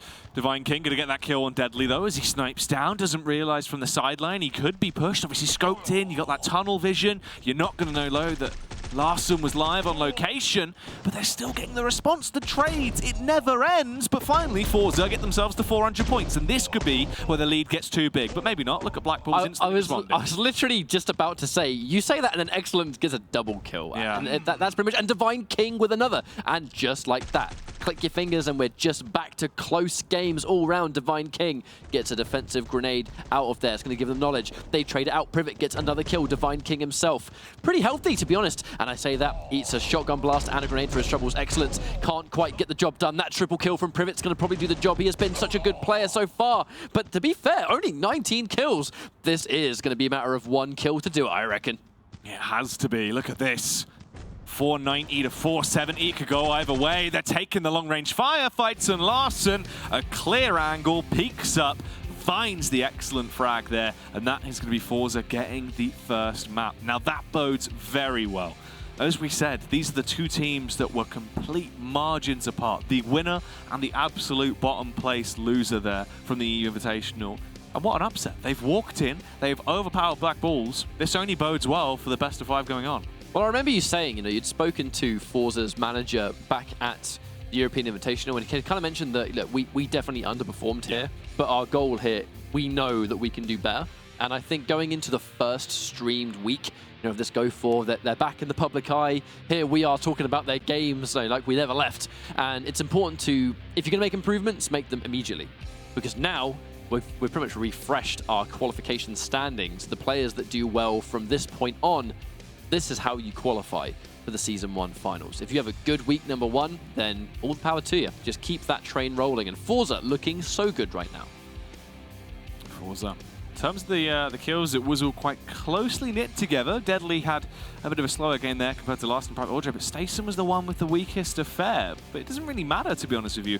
Tons of assists, was setting up his teammates for frag. That's the other thing with Guns of Boom as well you've got to remember. Sometimes the kill feed can be a little bit deceiving in terms of who's underperforms or who's performing well. You want to set up that one player that's close to a multi-kill, close to a double kill, to allow him to get that final tag because of the point difference. It's so vast, you'd be a fool not to. In a game like this, one of the main stats that I think I'd love to be able to see as time progresses. I know we're kind of like in a younger stage with competitive Guns of Boom, and there's still plenty to learn from both our perspective, the player's perspective, and just the game in general. There's always room for improvement, I suppose. And one thing I'd love to see is damage, finding out actually who had scored the most damage, because sometimes looking at kills and deaths, it's actually not enough, really. Even assists sometimes can do it. If you're a player that's doing like massive damage, you in a team deathmatch setting are by far the most valuable player, because you are setting up everyone else to essentially become the star players and to get the highest amount of points. And the goal is for you and your team to win by having the highest score. And everybody mentions having a single person getting the highest amount of score being important. It's how you set them up. It's very true. It just comes down to in what fashion you're getting those kills. And just like that, the grenade kills come through, and that is going to be the bonus. But the response is to just out-frag them with the rifles. Deadly, living up to his name as well, as he will slay Excellence. Divine King goes down, and things aren't looking great too early for Black Bulls. This could be a second map if Forza carry on like this. A good start. Excellence, though, does manage to get 1, gets 2. A grenade kill and a double kill was going to put them in the lead. Really emphasizing how important it is to get these extra versions of kills. Privet, it's that long-range assault rifle takedown. Awesome. The lacerations as they hit him with the assault and battery, just running their way through. Excellence has to try and snipe his way back through and stunt their growth. He is doing a good job. It's neck and neck once more, and I think that's going to be the thing we're going to repeat the most out of this matchup. It is so close. Everything is a trade. No team edges out far ahead. It's always down to the wire. I would be surprised if this wasn't every map, to be honest. We saw it in the third place playoff. I think we're seeing it again. Team Deathmatch always tends to actually be the closest too. There's no extra things at play when you go into King of the Hill, or especially control points. It's all about the control. If you're sitting on a point, you're probably going to be winning, especially if it's control points and you hold more. But in TDM, if you're a coordinated team, you're going to trade, because you only live for so long in TDM. You're going to die eventually. And a big part of that is because of the damage output of the weapons. If it's Barracuda, if it's Porcupine, if it's Juggernaut, then it's going to hurt. And that's why we see a group fight go in their favor, and then the other team will just simply spawn and clean up. So that's what it is. If you go into a first engagement there, you might win that, then be stripped of your armor and have no nade. In that next fight, the other team will win. They'll then be stripped of armor and nades, and you can trade that back. So it just comes down to who gets the early game advantage. And as of right now, in the midsection here, Black Bulls are peeking out a little bit more. They're building onto that, but as soon as you say it, there's the response. Forza, 312 to 346 now, as Private bounds down on Excellence and will trade out on him. I think that's pretty much exactly what we were talking about, though, right? Which is how these trades happen. Look at how close the scores are. I feel like the high-level meta of Team Deathmatch, and because we've seen it so much today, it's kind of being written in front of our eyes to an indisputable degree, which is it's about maintaining consistency up until the last minute and then being damn good at securing the final kill. It's just keep up with the other team, last it, keep things close. If you're playing well, it's going to be close. And with that in mind, 2 kills separate. Now we're getting into danger territory. One mistake, one slip, one double kill, one killing spree, that could be the difference between winning and losing, because they stay so even. 2 points separate them. Yeah, you can't afford to lose frags here into this point of the matchup. You need to get the constant damage output and be able to slay everyone. That is a good double face there. Nice use of the utility as well, but Divine King back through with the rifle in his hands, just tagging down upon them. And it's still neck and neck. 30 points left to go. 2 kills the difference, and we have reached that point that we talked about. How good are you at securing the game's final moments? This is the moment that always leads up into a TDM. You stay even, and then the final closing moments of the map, this is the most important part by far, but they've traded it again. Impossible to call. Who's going to win? Divine King, watch out. You're in a bad position, mate. Was not looking at the grenade. I think he was scoped at the time. Forza, they just needed one more point, but they couldn't get it. Black Bulls steal it away. 1 point was all they needed, Jackie. He got the nade in there, went into the back alley, blew him to bits. Not what you want, but unfortunately, 99 points. Need the extra point, would have brought them up to 500. They would have been done and dusted with it, but the instant trade came back through, and I think that's just how these things go at this point. You can be so close, yet so far. I think what happened to Divine King at the end there was that I can only assume he didn't actually see the grenade because he was in scope. And you can't hear a grenade go off until it detonates. Yeah. You know, the game doesn't have a, which is one of the things you have to factor in and why you've got to be careful, because you can't hear the grenade being thrown. And as a high-level player, you obviously, a lack of sound effects can be quite important. It means you have to rely on your other senses. And listening out to audio, there's no way these guys don't have their headphones in. You know, if they're playing competitively, they're probably going to have their headphones in the game, so you can hear anything that might be global or nearby. If you can hear it and you can't hear it, the difference between being able to listen to those two things is massive in high-level play. So you have to watch out for it. That one grenade cost everything. That is the crazy point. And it's so hard to look at. Look at how evenly they did as well. 9, 9, 8, and 7. Oh. It is ridiculous. One of those guys just needed... And you know why we talk about... If one of those kills, any amount of the kills they got was a grenade kill, or maybe that one time you missed a headshot and didn't get a headshot kill, that's the difference right there. When it's 1 point that separates the teams, every single one of these players, I think, right now is going to be looking back at every kill they got, and they're going, man, if that was a knife kill, or if I'd have got a grenade right there, we wouldn't be in this situation. Well, that's what's crazy if we cast our minds back to the Invitational. There was the matchup we had on Farming Complex where there was a team kill that came through from the nade, the suicide, that cost them points to force it over into the next map that allow it to even carry on. That would have been over, and we saw an entire other series off the back of one suicide. And I feel like it's a shame because nobody ever wants to hear hindsight because it's the worst thing. But it's our job to point out these moments, and when a costly moment happens, then unfortunately that's just the way the cookie crumbles. Our next map, we're going to be seeing Construction Site for the first time today. Now this is the map I was talking about. It's very different, very, very unconventional. When you spawn, you pretty much can spawn right in the firing line, and this could very well be the fastest map we have ever seen. You spawn, you see the other team. It is a center point and just a square ring around it. And I think it is the smallest map in this game. I'm pretty sure. Whenever I do regular matchmaking and it puts me on Construction Site, I blink and I miss it. So on a competitive setting, I'm really interested to see how this map is actually going to go. Because obviously in this best of 5 as well, you've seen how they've been drawing everything out. They've been playing much, much slower.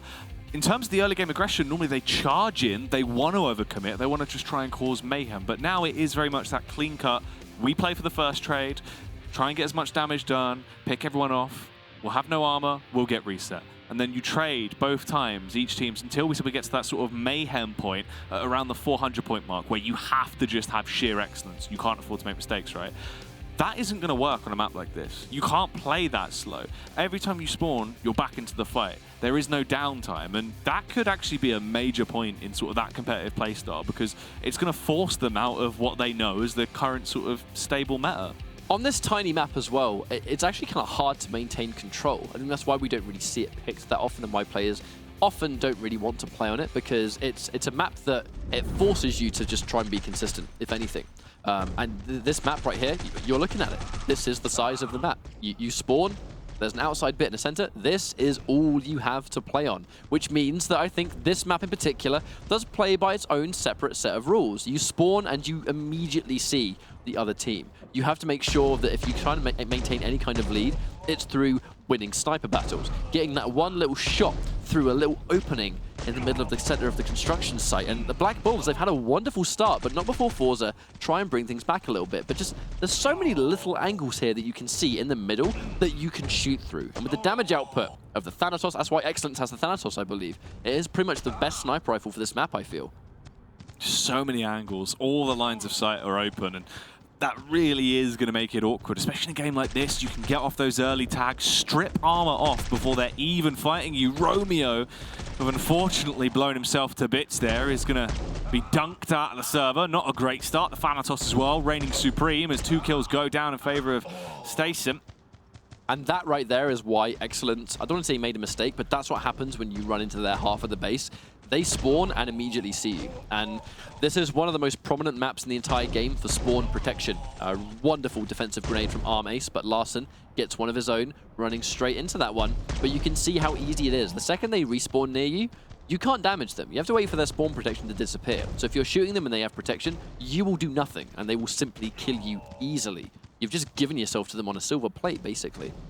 It seems almost as if the strategy you want to run this map is to play as defensive as possible and just turtle and just hold back, set up, and wait for them to push into you, because everyone's so aggressive right now. And you'll see the team that tends to be getting the majority of the advantage is the team that holds when the other team pushes in, like this, where they fight in the center now. They're going to run straight into them. They can get the early damage out. Even if they lose players, they're going to be able to find the majority of kills. And it works fantastically for Privet as he goes huge with a double kill, but the overcommitment.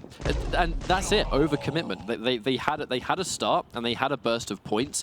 Running through that door was completely unnecessary. I really feel like the defensive tactic kind of needs to be the one that we see, because they have a wonderful start, but the second they run forward, they pretty much die. Now Larson, he's going to have to get out of there because they have spawn protection. You don't want to be in that line of sight. You'll take damage unnecessarily, and now you want to be defensive. Larson just gives himself up. I feel like he should have retreated with the rest of the team, but he opted to stay there and paid for it with his life. That's the thing, right? You get into a point where you've had that fight, right? And that was nice. He pushed in, he got a couple of frags, was able to fall back, but you've lost your armor. Now you're not that useful in frontline combat. Fall back, play defensive, support someone else, set them up for another kill, or come in and get the next frag to give yourself the point multiplier when they kill someone. But the over-aggression and the overconfidence is definitely going to come back to bite them. That slower style is working a whole lot better, and that's why it's so close as well, because each team, they get the advantage, then they overcommit, and it completely flip-flops. Now, time and time again, we're seeing 1 point separate these two teams, and now we've gone into less than 100. This is critical territory. This is where you can't make a mistake.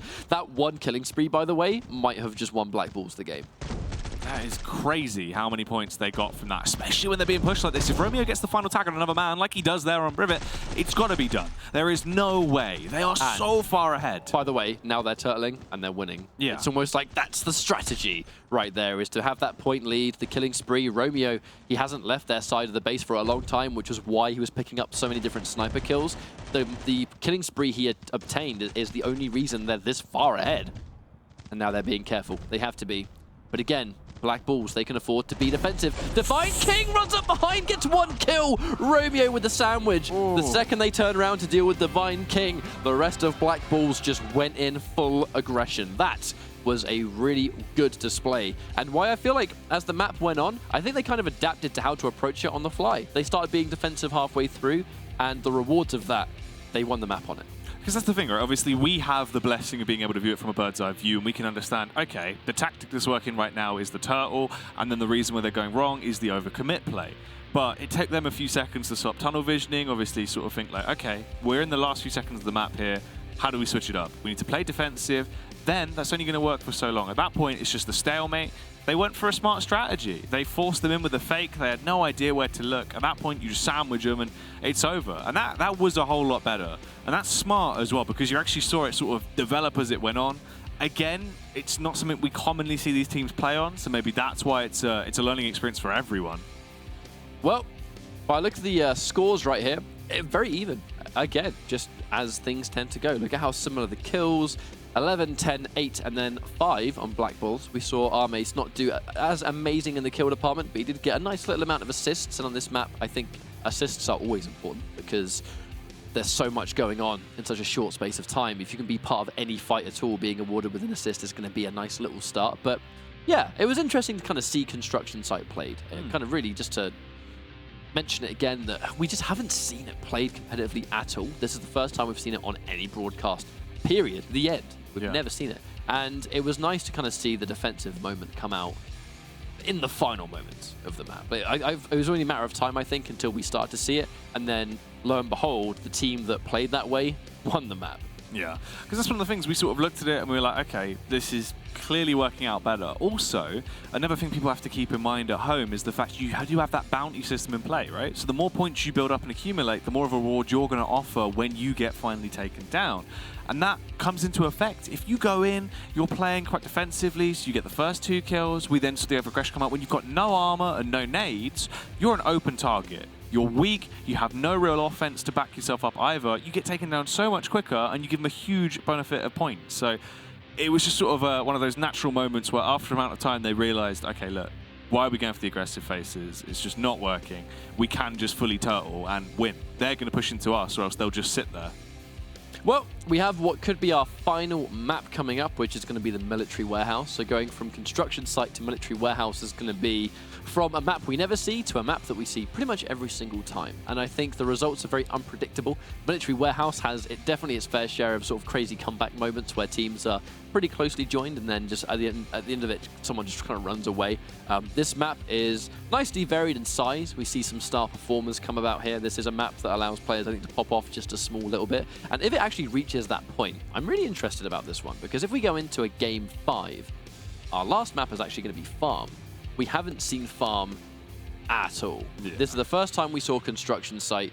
Farm, even though we haven't really seen farm, it's kind of interesting to me because in the trailers and in all the content made around Guns of Boom and its pre-release and everything else, the farm was like almost like the poster boy map. It was the map that featured everywhere, but competitively we just don't get to see it. Now, if we finish the entire tournament on what was basically the first map that was seen by the community, it would be quite a fitting way to end things. But I think we should be moments away from going into our next map. Just being patient, guys. Obviously having players into a lobby, make sure everyone's ready to go and all that jazz. As we go into our later stages of grand finals, where whoever wins takes the lion's share of the prize pot that we have to play for today. And only top 3 teams are getting paid out. You want to make sure that everything's good to go. Yeah, that is very true. And also just for the fact that it's an important feat, right? This is the first week. Whoever wins this sort of, you don't really secure too much because there is a whole lot more to go, but it's the fact coming in early, you set a precedent to other teams. You also build yourself up as a team that is going to look good then throughout the rest of the qualifiers, and you set a benchmark that people like us can look at and go, okay, they performed very well in the opening week, they have done their homework, they have looked so much better. And let's see if they do look better now, or who is going to be walking away with this one as we jump back in. This could be it if Black Bulls find success, but Forza, they've had a good start. And a good start is what you want when you're one map away from tying things up. They need this desperately. Black Bulls, Forza, they are the up-and-coming team, especially of this, next half of the season, if you will, as we lead into the Season 1 finals. That's what these tournaments are all about. Excellent drops to Larson. Good start. Does sort of reap its rewards. We've seen that throughout the course of the day. And just like that, Forza almost have 200 points already. Yeah, 146 to 84 right now, as again, it's that slower style that is coming out. Romeo with the kill on Privet, but he pushes in, gets caught. He was on his lonesome as well, had no support from anyone else in his squad. And they're just giving them those points, but that is a big return. That's a whole lot better. Excellence with a double kill with the headshot to boot, as he will begin to finesse on them. Catch up. I really like Excellence's performance in general. He seems to play really well when he's in a tournament environment. Playing on stream doesn't seem to freak him out that much. Romeo manages to get a butchered kill, which is going to offer a little bit of extra points. 5 kills being incredibly important. Divine King's got to watch out. He's getting shot from the left, but he's only just turned attention to it. Gets a defensive grenade, but if it just turned around a little bit earlier, then maybe that would have been different. Black Bulls, they've been able to sneak away with a little bit of a comeback. As I say that, we do see Forza get a couple of bonus kills, which is going to make things a little bit more difficult for them. But Black Bulls definitely can't count these guys out. Shot coming through from Divine King onto Deadly. It is very close, but the margin does favor Forza. Not when the nades start to deal damage, though. Blowing bits off of Larson. Arm Ace going to carry this on, but goes down. And that is crazy. The frag from Zanison as well with the follow-up Butcher play. It does leave them in the dirt. Divine King, not even wanting to swap weapon, just needs to kind of get out of dodge. That was the plan. try and regroup with the rest of the team. But unfortunately, even though they were making a little bit of a comeback, Forza just have run away with it for another time. They have a super significant lead, and a lead is what they need if they want to get back into this fight. Romeo takes down one. Okay, we're starting to see things go forward a little bit. The problem is he's very weak. And there we go, running straight into Larson. And now he's going to go down. Taking one death, though, to try and restack up, get a little bit more equipment. I think he's going to be pretty content going down there, but unfortunately, it's running away from them again. It's just kill after kill for Forza Esports, who are just looking fantastic in the military warehouse. It seems like what you alluded to, the foreshadowing has come true. We might actually be going over towards farm unless something crazy starts to happen. And Excellence, the man you were talking about, he's so consistent.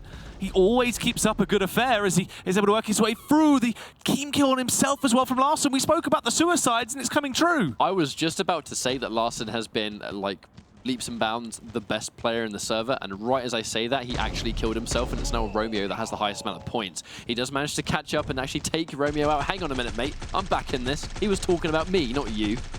And drops down. Excellent. Trades it. So important to trade this late in the game. So hard to call. Yeah, Black Bulls. So close. What if they win? If Black Bulls can win this and be the team to beat again for another time, they're already the most prestigious team in the European region. If Forza Esports can pull this back, this would be such a result. But they've taken so much damage. Black Bulls, they're in trouble. But wait, a double grenade kill! That might be the catalyst to winning the whole map. Excellence might have just saved the day there. The UK superhero has flown in, but the response is to blow him back out of the server. But there's the kill! The one that saves them! Black Bulls have done it! They crushed down upon their opposition. They won the EU Invitational. And we were a bit dubious when we saw them today. But you know what, Ketchup? They've done it again. They just love winning.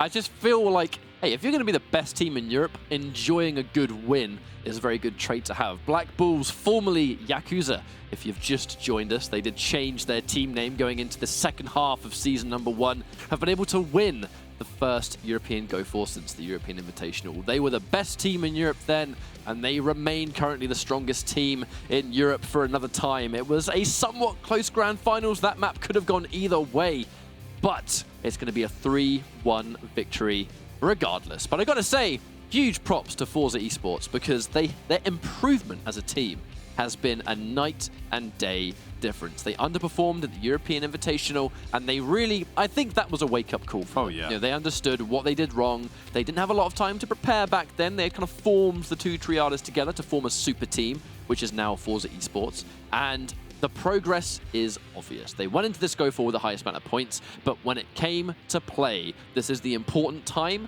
Black Bulls remain on top. As you'd hope. Forza Esports, though, looking good.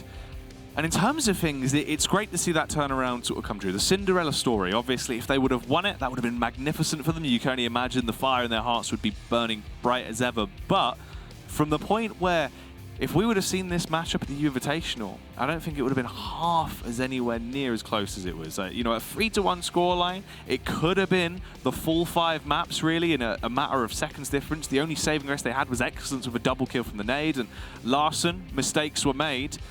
You never know. But you know, tons of improvement.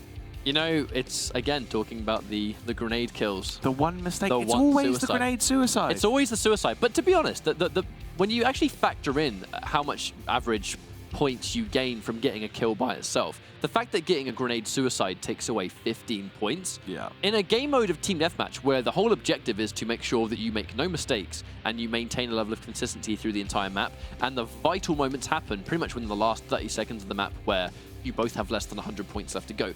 That really, for me, is where Team Deathmatch begins in competitive Guns and Boom. If you lose points for the rest of your team, that's a very, very costly mistake to make, because it means you have to get that one moment of greatness, as it's mandatory. You have to get it, otherwise you're actually now going to obviously lose out. But that said, Black Bulls are going to be our first champion of the second half of the season, and huge congratulations to them for remaining consistent. But as you guys already know on the show by now, this was just Europe we were covering. We have North America up next to see who the best teams in that region will be as well. So we're going to take a break and prepare our North American matches, and we'll be back after a break.